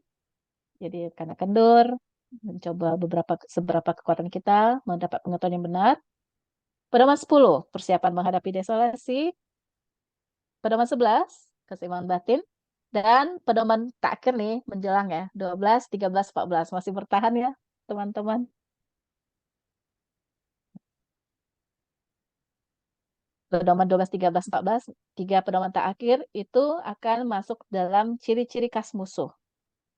Ciri-ciri khas musuh itu, jadi dengan mengetahui ciri-ciri khas musuh itu kita bisa mengambil tindakan. Ciri khasnya adalah 1, seperti anak manja. 2, seperti buaya darat. 3, seperti komandan perang. Oke, pindah ke bawah. Ciri khas musuh yang pedoman 12 ya, yang pertama, ciri khas musuh yang pertama. Musuh bersikap seperti anak manja atau perempuan. Kalau di dalam Santo Ignatius itu suka menyebutnya perempuan, tapi kadang-kadang kan, dia kan perempuan suka sebel. Jadi disebutkan sebagai anak manja. Jadi kalau anak-anak itu manja, itu lemah bila dilawan. Jadi kalau kita kita nggak lawan itu ya, jadi malah lemah. Kalau kuat bila dibiarkan. Jadi anak itu malah akan semakin kuat, semakin ngeyel kalau dibiarkan. Jadi makin kuat dia ya. Kalau dibiarkan aja kelakuannya begitu aja tuh bakal ngeyel banget. Dia melakukan salah dibiarkan, dia melakukan itu dibiarkan. Tapi kalau dari awal kita sudah bilang itu tidak boleh, lalu dia nangis, itu nggak boleh. Kalau kita malah tegas, akhirnya dia ngerti kayak gitu loh. Misalnya, terutama anak saya ya, udah pasti kayak anak saya lah. Misalnya udah ditegaskan, nggak boleh nonton TV kelamaan. Nonton TV-nya boleh 1 jam, saya kasih timer. Lalu dia protes, awalnya protes. Tapi kalau udah ditegasin kan peraturan, lalu dikasih pengertian. Loh, kalau coba ini waktunya gini. Kalau misalnya kamu nonton terus gimana jadinya? Tapi coba kalau dibiarkan aja, dia rengek-rengek, lalu akhirnya saya kasih. Rengek-rengek, lalu besok dia semakin rengek lagi. Kalau dia rengek lalu saya kasih, ya hari ini berhasil, besok dia coba lagi. Berhasil lagi, besok dia coba lagi gitu kan. Jadi dia jadi ngeker kekuatannya sampai mana. Kalau memang hal yang itu tidak baik ya dikasih pengertian kayak gitu loh. Jadi memang ciri khas anak manja bila sedang cekcok dengan orang tuanya, jadi takut dan lari bila orang tuanya bermuka gigit terhadapnya. Tapi sebaliknya, bila orang tuanya yang mulai lari dan kehilangan keberanian, maka amarah dan ancaman garang anak manja itu menjadi hebat dan tak terhingga. Jadi analoginya dari Santo Ignatius merupakan anak manja. Untuk saya pinjam. Nah, jadi demikian pula dengan musuh itu ya. Jadi dengan setan itu akan seperti itu juga. Dia akan menjadi lemah, hilang keberaniannya, lari pergi dengan goda-godaannya. Jadi kalau kita kuat, jadi bila orang yang sedang berlatih dengan perkara-perkara rohani, kita harus gigih melawannya. Kita harus tegas, mengambil tindakan tegas, berbuka gigi, menentang goda-godaan musuh, mengadakan perlawanan yang tepat secara berbalikan. Bila sebaliknya orang yang berlatih mulai takut, lalu kehilangan keberanian menghadapi serangan-serangan dan goda-godaan, maka di bumi ini tiada binatang yang lebih ganas daripada musuh kodrat manusia itu dalam mengejar maksud jahatnya dengan kedurhakaannya yang luar biasa. Itulah ciri-ciri roh jahat itu ya. Jadi ketika misalnya terutama dalam godaan nih, kan latihan doa nih, kita udah niat nih, kita 5 minggu ke depan mau latihan doa. Lalu kan tantangan tuh ada aja. Kalau kita nggak ditantang berarti ya nggak belum kuat namanya kan. Pasti ada tantangan gitu kan. Macam-macam bentuknya. Dari undangan dari teman lah, atau tiba-tiba pekerjaannya menumpuk lah. Ada aja, padahal sudah diatur waktunya begitu rupa, tapi ada aja. Ataupun dari diri kita sendiri tuh, aduh apalah ini materinya kagak ngerti gitu loh. Nggak, udah dicoba, nggak masuk-masuk, nggak mudeng. Udah duduk 10 menit, 20 menit, kok nggak ngerti-ngerti. Terus jadi males. Jadi malas gitu, pengen mundur. Santo Ignatius itu memberikan nasihat. Bila pada saat doa, lalu kita malah pengen mundur, berarti kita harus menambah jam doa tersebut sekitar 1 atau 2 menit lebih lama. Jadi, ketika kita menegaskan sikap kita, aku akan tetap melakukannya, lalu malah aku melakukannya lebih lama lagi daripada yang diharuskan. Itu membuat dia tersingkir, membuat dia tidak berani untuk melakukan godaan itu gitu ya. Tapi kalau kita akhirnya lemah, ya deh, saya enggak. Lalu besok ntar digoda lagi, ntar saya pasti ada lagi kesulitannya itu lagi. Kesulitan yang sama, nanti jatuh lagi.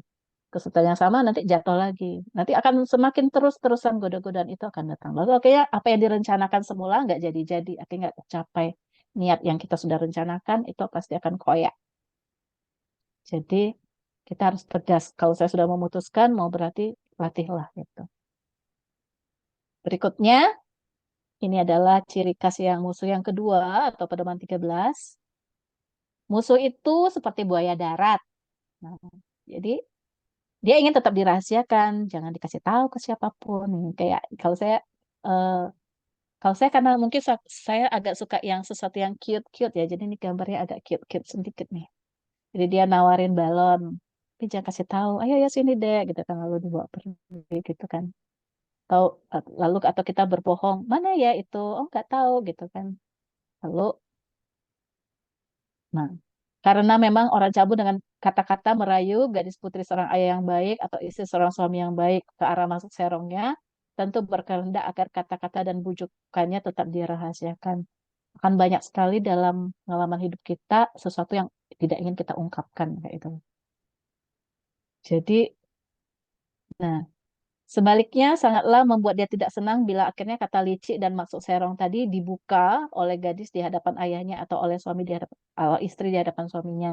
Karena dengan mudah dapat ditariknya kesimpulan bahwa usahanya yang telah dimulai tadi tak akan berhasil. Jadi kalau sudah tahu ini ada suatu niat yang misalnya memang melanggar ya, kadang-kadang ada sesuatu hal yang memang melanggar dan memang harus dikasih tahu gitu kan, itu sebaiknya dibuka. Sama halnya dengan musuh kodrat manusia menyajikan tipu. Jadi tipuannya itu bisa macam-macam bentuknya dan ingin diterima dan tetap dirahasiakan. Tapi bila orang itu membukanya di hadap seseorang seperti bapak pengakuan yang baik atau orang saleh lainnya, kita bisa minta nasihat, kita bertukar pikiran, tapi dengan orang yang kita percaya gitu ya. Dengan seseorang yang kita yakin, oh dia bisa memberikan kita nasihat, itu orang itu pasti akan membantu untuk mengenal gitu ya. Apa tipu-tipu dayanya, sebenarnya iblis itu tipu daya seperti apa, kejahatan-kejahatan di belakangnya apa gitu loh. Akhirnya tentulah musuh sangat kecewa.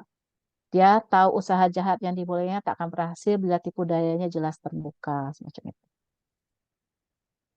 Kemudian yang terakhir, ciri khas. Nah, ciri khas yang terakhir adalah musuh itu, si musuh jiwa itu akan bertindak seperti komandan tentara. Dia sangat jago dalam usahanya untuk menundukkan serta merebut apa yang diinginkannya. Apa yang diinginkannya ya jiwa kita. Dia ingin kita menjauh dari Tuhan. Lalu karenanya dia sudah menyelidiki dulu, udah ngeker dulu. Jadi dia udah mulai membangun markasnya mungkin di sisi kita, dia mengenali sifat-sifat kita, dia mengenali kebiasaan-kebiasaan kita, dia menyelidiki kita tuh kuatnya di mana, lemahnya di mana, dan tentu saja dia akan menyerang lewat bagian yang paling lemah.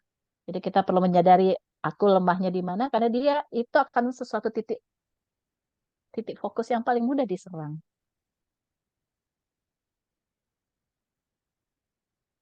Misalnya di sini, dia malas, udah game misalnya kayak gitu ya. Ketika ketika ada game, ada satu kali masa itu saya juga pecandu game juga soalnya. Saya suka game. Ada satu masa saya suka sekali bermain Smurf. Dan ada aja gitu ya. Maksudnya games itu juga sangat menarik gitu ya, sangat aplikatif, sangat menarik sekali. Pengembangannya tuh sangat, jadi awal-awalnya itu hanya kecil gitu ya. Lalu dia kasih kita bonus-bonus harian, jadi sesuatu tuntutan harian yang harus kita lakukan. Dan itu membuang waktu, bisa walaupun terlihatnya sangat sederhana, yang dilakukan sangat sederhana, tapi itu membuang waktu 30 menit untuk melakukan itu. Sehingga akhirnya pada saat itu saya memutuskan, oke, akhirnya saya uninstall permainan itu. Padahal saya sudah levelnya udah jauh sekali dan ternyata bila saya jual itu lumayan untung banyak gitu loh karena bisa menjual itu juga gitu loh. Jadi ada orang yang malas mulai dari awal itu bisa saya jual. Tapi pada saat itu saya memutuskan, oh ya saya tidak mau main ini lagi, karena itu menggoda saya untuk tidak melakukan pekerjaan saya. Jadi saya putuskan untuk tidak main. Saya bertahan untuk cukup waktu yang lama. Sampai akhirnya suatu saat saya terjatuh lagi. Kemudian saya main waktu itu ada salah satu waktu itu saya lagi ke tempat sepupu saya waktu itu lagi main Mickey Doll. Makanya saya sempat menjadi hobi main Mickey Doll. Nah, Mickey Doll itu lebih lagi. Selain ada tuntutan, jadi ada satu quest-quest harian yang harus saya selesaikan, dia membuat satu kelompok-kelompok. Jadi kami bisa bergabung dalam satu kelompok dan kelompok itu akan saling berkompetisi satu sama lain gitu loh. Dan saya kan biasanya orang yang cukup, misalnya kalau dalam kelompok itu cukup apa ya istilahnya cukup mendukung kelompok lah kayak istilahnya mau mau bersusah payah pokoknya supaya kelompok kita maju kayak gitu ya. Saya tipenya seperti itu. Dan ketika bergabung itu dengan dengan karakter saya yang seperti itu, pokoknya dan kelompok itu kan punya target bagaimana supaya mengalahkan kelompok yang lain. Itu menyita waktu saya lebih lama lagi. Dan saya tahu kelemahan saya itu dan akhirnya saya minta maaf ke teman-teman kelompok, saya minta maaf kayaknya ini terlalu menyita waktu saya terlalu lama dan akhirnya saya uninstall lagi game itu dan ya itulah, akhirnya saya sudah tidak main game itu lagi. Tapi saya akhirnya menyadari saya sangat suka game. Jadi saya berusaha untuk tidak menginstal game apapun di handphone saya. Cuma akhirnya anak-anak mulai suka game juga. Cuma akhirnya saya mencoba membatasi untuk jadi tidak membelikan alat game yang khusus dan saya sangat ingin sekali tapi saya mencoba untuk menahan diri untuk tidak membelinya karena saya tahu saya sangat suka jadi saya menahan diri untuk tidak melakukannya semacam itu dia menyerang dari bagian paling lemah. Oke, jadi begitu pula kodrat manusia berkelilingi menyelidiki semua kita, keutamaan ilahi, keutamaan pokok, keutamaan moral kita. Dia lalu menyerang dan mencoba menguasai kita lewat bidang-bidang di mana kita kedapatan paling lemah dan rapuh dalam mempertahankan keselamatan kekal kita. Kalau misalnya ingat godaan Yesus gitu ya, jadi kan godaan makanan gitu ya, roti gitu ya. Lalu kemudian kenyamanan, kemudian kekuasaan gitu ya. Itu salah satu godaan-godaan yang rasanya cukup menantang, cukup perlu bertahan dan karena tidak mudah untuk dihadapi. Dan kita selidiki sendiri kita paling suka yang mana. Sehingga semakin kita mengenal, bisa semakin siap untuk menghadapi. Oke, terima kasih. Sekian pemaparannya. Semoga cukup jelas. Terima kasih Kak Terima Felix, saya kasih. kembali. Terima kasih Bu Susan dan Ibu Gaby atas pemaparan materinya yang luar biasa. Jadi Bapak Ibu hari ini kita belajar tentang pedoman pembedaan roh dan sudah sangat amat lengkap yang sudah disampaikan oleh kedua pemateri kita. Yang intinya memang sejauh saya boleh merumuskan sedikit, kalau sesuatu hal yang baik, misalkan berbagi, lalu kemudian kolektor itu kan pasti baik dan itu sudah tidak bisa kita debatkan lagi itu baik lah. Atau mungkin mencuri, menipu, itu sudah jelas jelek gitu kan. Tapi yang sulit adalah membedakan yang tipis-tipis itu. Nah, yang tipis-tipis ini baik atau tidak ya, ini baik tapi kok begini, atau ini jelek tapi kok harus dijalani dan itu baik dan seterusnya. Jadi yang tipis-tipis itulah yang Santo Ignatius Loyola tawarkan beberapa cara-cara itu tadi. Dan di dalam hal baik juga kadang ada godaannya, begitu pula di dalam hal yang tidak baik juga ternyata harus dilalui karena ada suatu hal yang baik yang bisa diperjuangkan. Kalau saya boleh berefleksikan juga, mungkin Tuhan Yesus melalui cara yang saya rasa juga tidak baik, itu sangat menyiksa dan tidak enak ya toh Tuhan Yesus melaluinya, dan ada tujuan baik. Jadi itu yang mungkin hari ini kita renungkan, dan tadi juga ada hal-hal yang perlu hati-hati melewati godaan-godaan di mana seperti tadi siapa anak manja, seperti buaya darat. Wah, hati-hati ini saya juga jangan-jangan seperti buaya darat itu ya. Lalu juga tadi seperti komandan perang yang melawan kelemahan-kelemahan kita. Nah, kita memetakan sebenarnya kelemahan kita itu apa toh, yang sehingga kita bisa berhati-hati. Baik, terima kasih atas pemaparannya, dan nanti bisa di-share juga untuk kita membaca-baca kembali tentang materinya. Untuk itu, saya membuka sesi diskusi yang jelas untuk kita semakin memperkaya diri. Kita nanti saling menjawab dan saling bertanya tentang materi hari ini. Maka saya persilahkan Bapak Ibu serta untuk kita menggali apa yang menjadi diskusi kita malam hari ini, insight kita malam hari ini. Silahkan, monggo jika ada. Atau di kolom chat sudah ada? Belum ada? Oke, silahkan Bapak Ibu jika ada yang hendak ditanyakan pada malam hari ini. Ini sebagai bahan pemenungan kita selama 1 minggu ke depan. Sampai hari, tidak sampai 1 minggu ya, saya rasa ya sampai hari pertemuan besok itu. Yang juga sudah dijalani selama beberapa hari ini. Monggo, adakah yang hendak mendalami atau belum jelas, atau mungkin minta diulangi lagi dalam beberapa poin? Saya persilahkan. Silahkan, silahkan.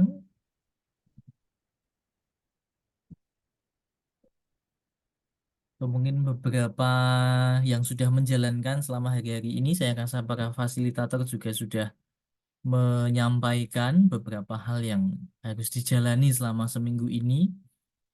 Kalau kemarin kita merenungkan juga tentang pengalaman dicintai ya, seperti itu mungkin bisa menjadi jembatan bahwa mungkin pengalaman ketika dulu masa kecil kita dikerasi oleh bapak kita begitu kan, itu kan suatu cara yang mungkin sekarang kita melihatnya, dulu kita melihatnya itu suatu hal yang kejam mungkin ya, tapi setelah kita refleksikan lagi, oh ini ternyata pengalaman cinta kasih, pengalaman di mana aku dididik. Nah, itu pengalaman kita menimbang-nimbang. Ini sebenarnya suatu hal yang baik atau suatu hal yang kurang baik. Nah, atau bagaimana? Itu kan suatu hal yang tipis. Gitu. Atau sulit lagi menimbang-nimbang yang dua pilihan yang sama-sama jelek. Wah, itu sulit sekali juga itu. Kalau jalan ke sini nanti begini, kalau jalan ke sini nanti begini, itu lebih sulit juga. Pilihan yang sama-sama baik itu juga tidak mudah. Nah, itu. Maka monggo kalau ada yang ingin memperdalam eh, diskusi kita malam hari ini, silakan. Atau dari panitia lain, dari fasilitator lain ingin menambahkan sesuatu yang mungkin belum tersampaikan di kelompoknya atau dalam materi tadi, juga dipersilahkan.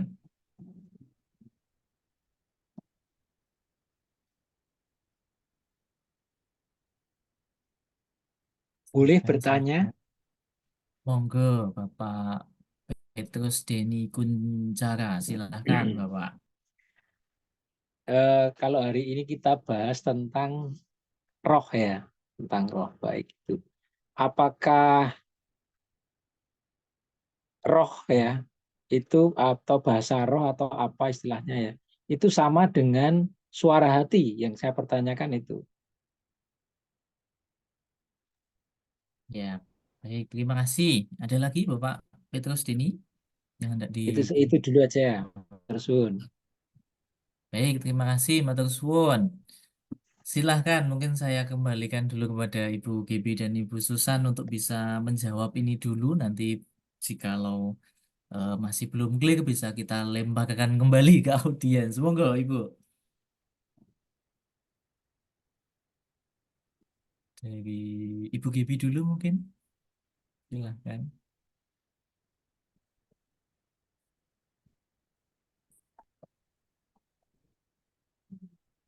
Apakah pembedaan roh ini juga terkait dengan suara hati? Atau mungkin berbeda malahan dari sisi istilah? Silahkan.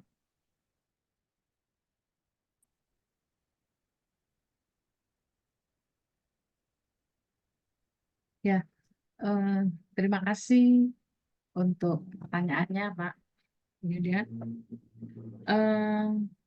Roh yang dimaksud di sini ya itu gerak-gerak batin itu ya seperti itu, suara hati, gerak.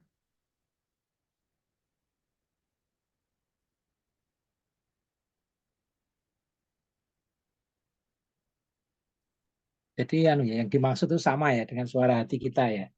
Jadi Ya, apa istilahnya suara roh atau bahasa roh atau apa istilahnya itu, kalau suara hati kita itu kan menuntut pasti yang positif kan ya. Misalkan nih kita mau melakukan, kita mau berbohong nih, suara kita kan mengatakan, ah itu nggak benar gitu kan, seperti itu. Jadi kalau identik dengan seperti itu berarti sama gitu. Oke, terima kasih. terima kasih. Terima kasih. Ibu Susan, tidak melengkapi mungkin? Boleh, boleh. Saya tambahkan sedikit. Betul, sebenarnya seperti yang kata Bu Gebi juga. Suara roh baik itu ya suara hati itu. Jadi kita berusaha, dan di sini itu kita berusaha mengenalinya itu melalui gerakan-gerakan itu.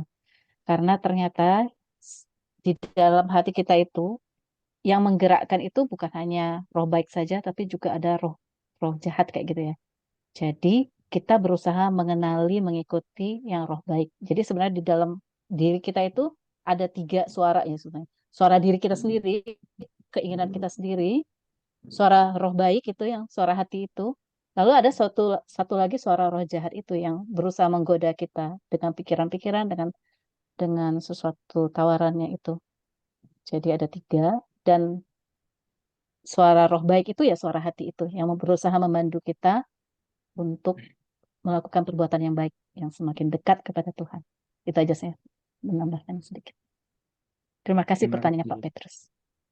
Terima kasih.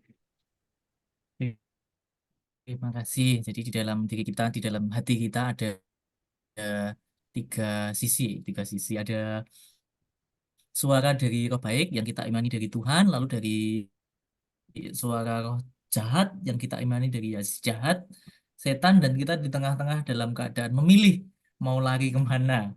Tapi biasanya yang enak memang yang jahat-jahat ya, begitu. Ya, itulah. Jadi istilahnya seperti itu, Bapak. Terima kasih atas pertanyaannya.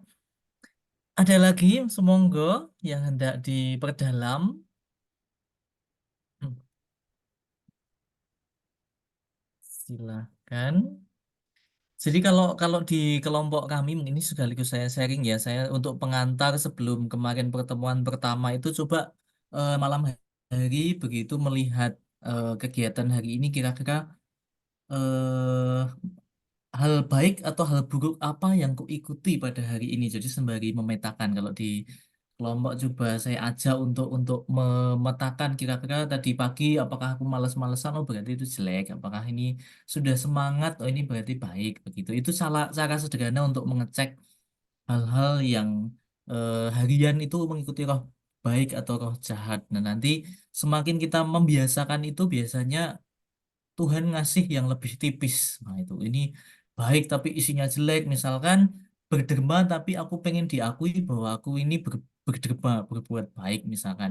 Saya nge-MC dan pengen dipuji, wah itu sudah larinya roh jahat juga. Padahal baik ini pelayanan. Nah, itu contohnya. Nanti. Begitu. Jadi selama 1 minggu dan bukan hanya 1 minggu, tapi dalam hari-hari hidup kita berikutnya, kita berlatih untuk membedakan roh itu. mulai dari hari ini, mungkin bisa malam hari ini kita coba sembari kita merenungkan pengalaman dicintai kita apa. Kemarin kan dalam pertemuan pertama kan kita diminta untuk mencari pengalaman dicintai, tapi juga kita lanjut lagi yaitu membedakan roh apa yang sudah diikuti dalam hari ini. Mulai dari tadi pagi sampai malam hari nanti. Nah, malam ini bisa kita coba, Bapak Ibu semuanya. Adakah yang hendak diperdalam lagi sebelum kita lanjutkan atau ingin didiskusikan? Silahkan. Father. Monggo, Bapak Tristiono, silahkan. Menindaklanjuti atau melanjutkan dari pertanyaan Pak Denny tadi, masalah suara hati dan bahasa roh. Lalu yang menjadi pertanyaan saya adalah bahasa roh yang bisa kita keluarkan itu menjurus ke hal yang baik atau yang kurang baik. Begitu, Brother. Terima kasih. Oke, silahkan. Ya, saya sendiri sebenarnya bukan frater ya, Pak ya, karena dulu pernah, tapi sekarang tidak.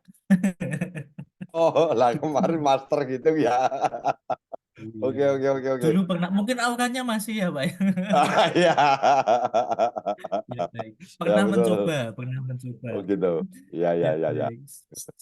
Ya, sumangga mungkin ada. Ini mungkin terkait bahasa roh yang itu ya, yang mungkin dalam karismatik itu mengeluarkan bahasa roh dan seterusnya begitu ya. Iya, betul, betul, betul. Oke, silahkan mungkin ada dari pemateri dulu apakah ada jawaban untuk itu sebelum kita diskusikan bersama.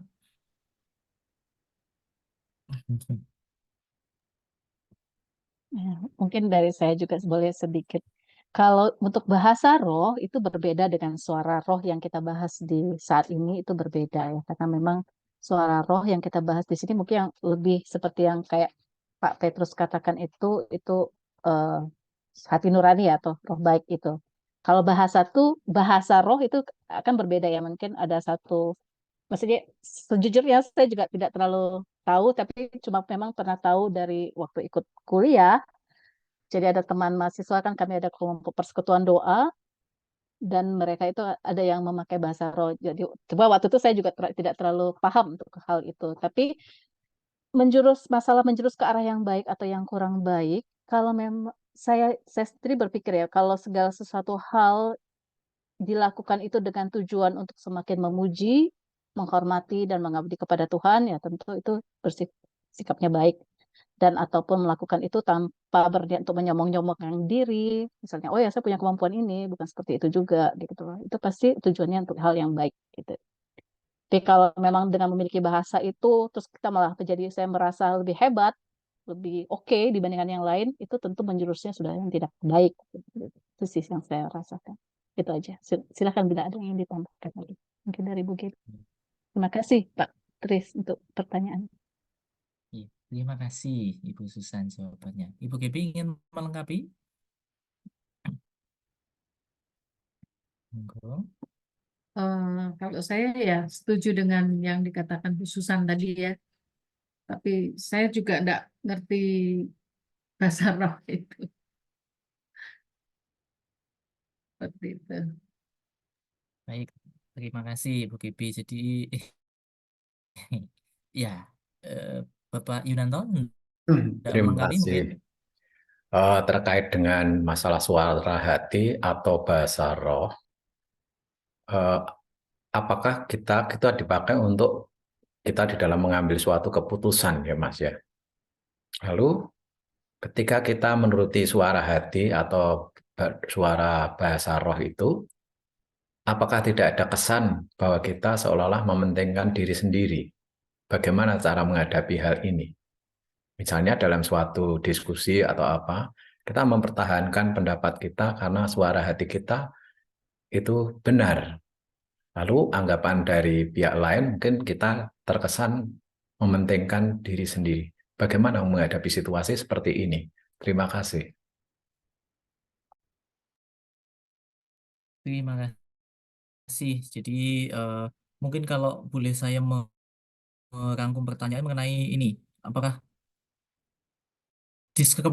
ada istilah namanya diskrepsi komunal. Nah, itu yaitu kita menimbang-nimbang secara bersama-sama. Nah, itu. Tapi sebelum mungkin saya kembalikan ke pemateri, kita sedikit membedakan istilah nih Bapak Ibu. Jadi bahasa roh kita akan bedakan istilahnya dulu. Jadi bahasa roh yang kita bahas malam hari ini adalah mengenai suara hati itu ya. Jadi gerak mana roh itu mengarahkan kita atau spirit spirit yang mengarahkan. Mungkin kita istilahkan begitu ya. Nah, sedangkan bahasa roh yang mungkin tadi ditanyakan yang di dalam karismatik katakanlah begitu itu kalau sejauh saya memahami seperti bahasa kekaguman begitu ya, seperti melihat sesuatu yang indah lalu wih wih wih wih wih wih, wih, keren sekali ya. Itu mungkin itu yang dimaksud bahasa roh dalam hal karismatik. Tetapi bahasa roh yang malam hari ini kita dialogkan adalah mengenai suara hati, mau kemana hati ini membawaku, tentu ke arah kebaikan ya. Itu. Lalu mengenai discernment komunal atau pertimbangan bersama, silahkan mungkin bisa diperlengkapi Ibu Gebi atau Ibu Susan, silahkan.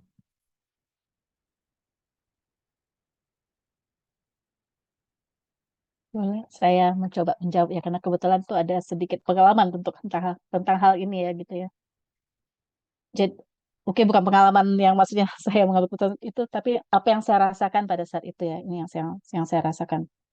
Jadi pada saat itu sebenarnya saya itu termasuk tipe yang misalnya ketika sudah diputuskan itu harus dijalankan secara ketat gitu ya. Maksudnya saya biasanya tuh pribadi yang seperti itu ya. Jadi misalnya ketika kita kumpul jam 5 berarti jam 5 tank itu kumpul kayak gitu ya. Itu selalu saya pegang sebagai prinsip karena itu kayaknya perlu gitu ya. Satu disiplin, satu tepat waktu itu sangatlah perlu gitu loh. Sampai pada suatu kali hmm, waktu itu ya ya ini sebenarnya sama sama Romo Marlon juga ini waktu itu ya. Jadi waktu itu masalah kelompok inilah gitu ya. Bagi saya kan udah jam mati gitu ya, udah kayak jam segini ya jam jam segini gitu. Tapi entah kenapa ya, ternyata Romo itu kok sangat murah hati gitu loh. Dia menanyakan, oh ya kamu bisanya jam berapa kayak gitu loh. Saya sampai kaget, hah? Kok Romonya malah nanya kamu bisa jam berapa? Padahal jadi apa yang sudah saya atur yang ada agenda di dalam kepala saya tiba-tiba buyar gitu loh. Dan saya apa yang selalu saya pegang harus saya tepati gitu rasanya kok buyar tapi kok lalu ternyata Romo itu sangat sangat murah hati gitu menurut saya yang bertanya oh ya kamu bisanya jam berapa gitu loh. Jadi dalam hal ini yang saya lihat adalah dia berusaha karena ini kan tujuannya untuk kelompok dan dia berusaha untuk menyesuaikan seluruh kelompok itu memang bisa mendapatkan satu kebaikan kayak gitu loh. Jadi ketika memang orang yang tidak bisa, kenapa kalau memang kita bisa mengusahakannya, kenapa tidak kayak gitu loh. Kalau memang ini hal yang berkenaan dengan suatu kebaikan untuk bersama. Ketika hal ini, ketika saya tidak keras, tapi ini akan mendatangkan kebaikan untuk lebih banyak orang. Kenapa tidak kayak gitu loh.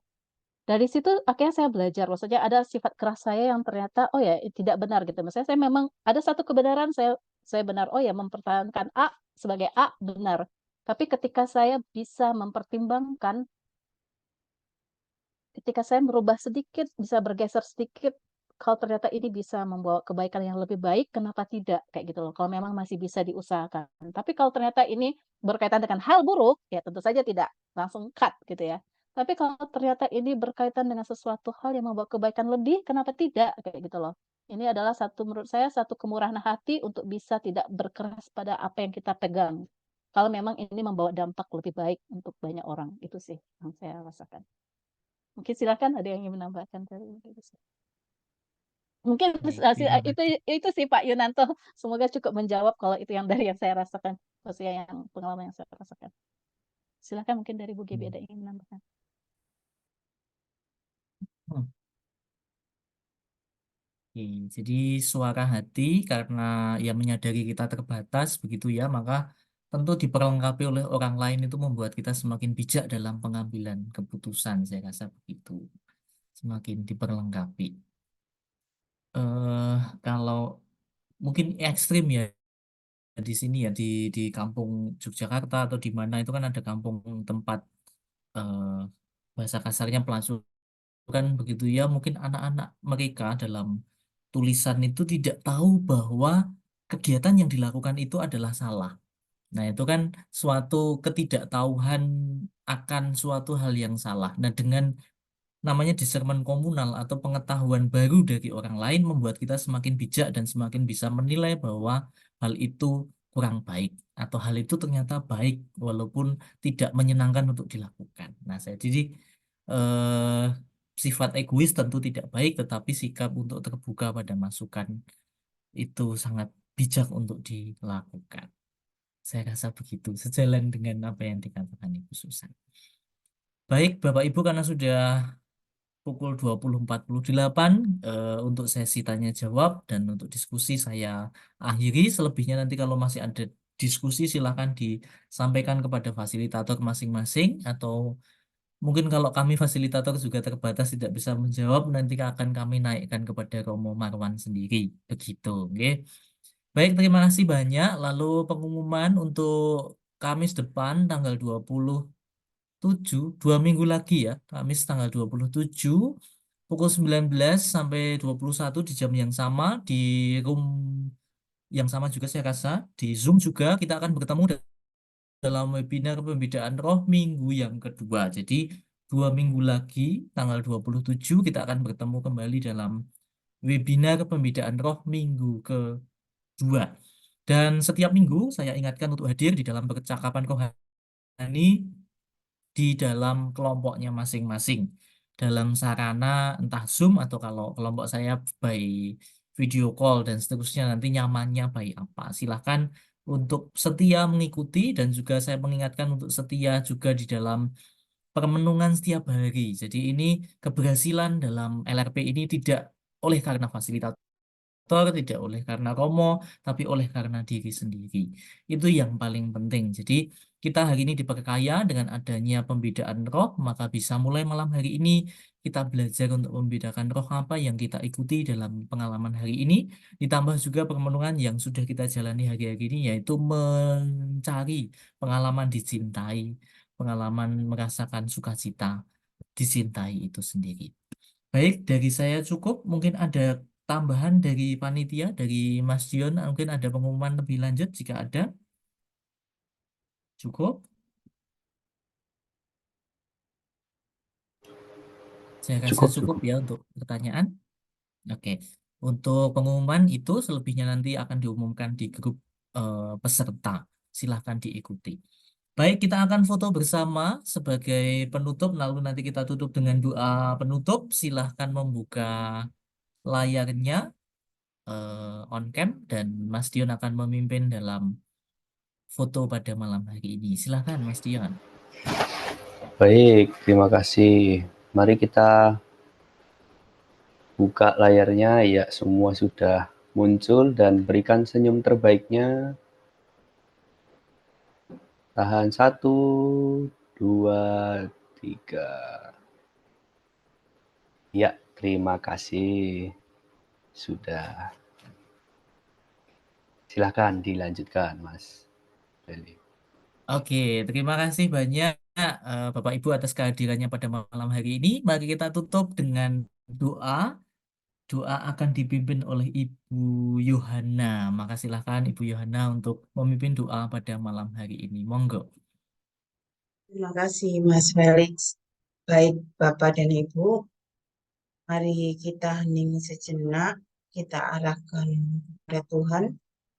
Kita akan menutup acara pada malam hari ini. Saya akan berdoa dengan cara Katolik dalam nama Bapa dan Putra dan Roh Kudus. Amin. Bapa, terima kasih Kau telah mewahyukan kepada kami tentang kematian, sakit, dan kesedihan. Terima kasih Kau berkenan berbicara kepada kami, memanggil kami saudara, dan membentangkan tangan-Mu untuk melindungi kami.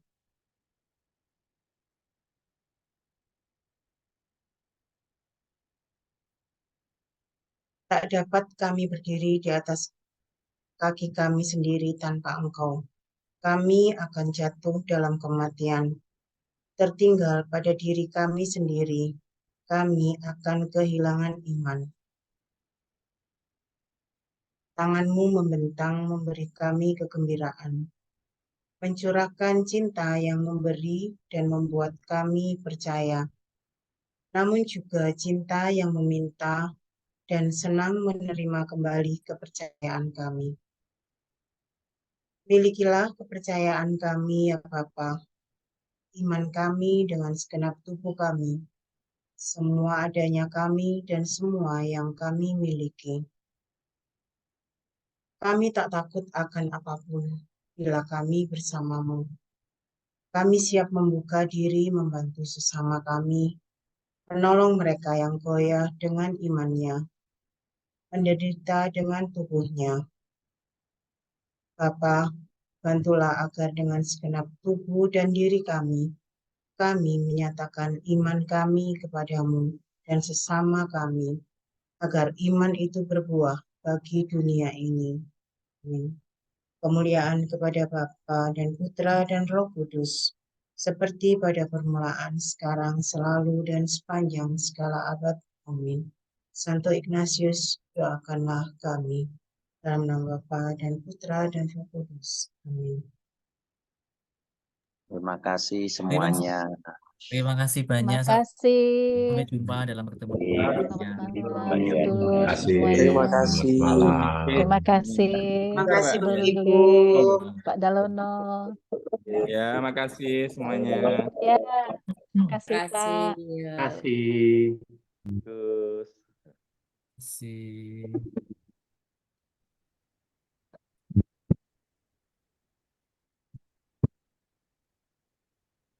Halo Mbak Rika. Terima kasih, Pak Niko, Kak Andi, Pak Yuranto. Selamat malam semuanya, Mas Ya, Jatmiko, selamat Pak Gun. malam, Pak. Ya, selamat selamat malam. Ya, Pak Tris, selamat malam. Terima kasih, Terima Pak kasih. Yohanes. Terima kasih, selamat malam.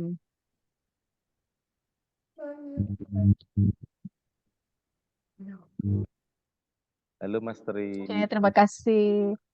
Terima kasih, Kak Felix. Terima kasih, Bu Gebi, terima kasih. Makasih.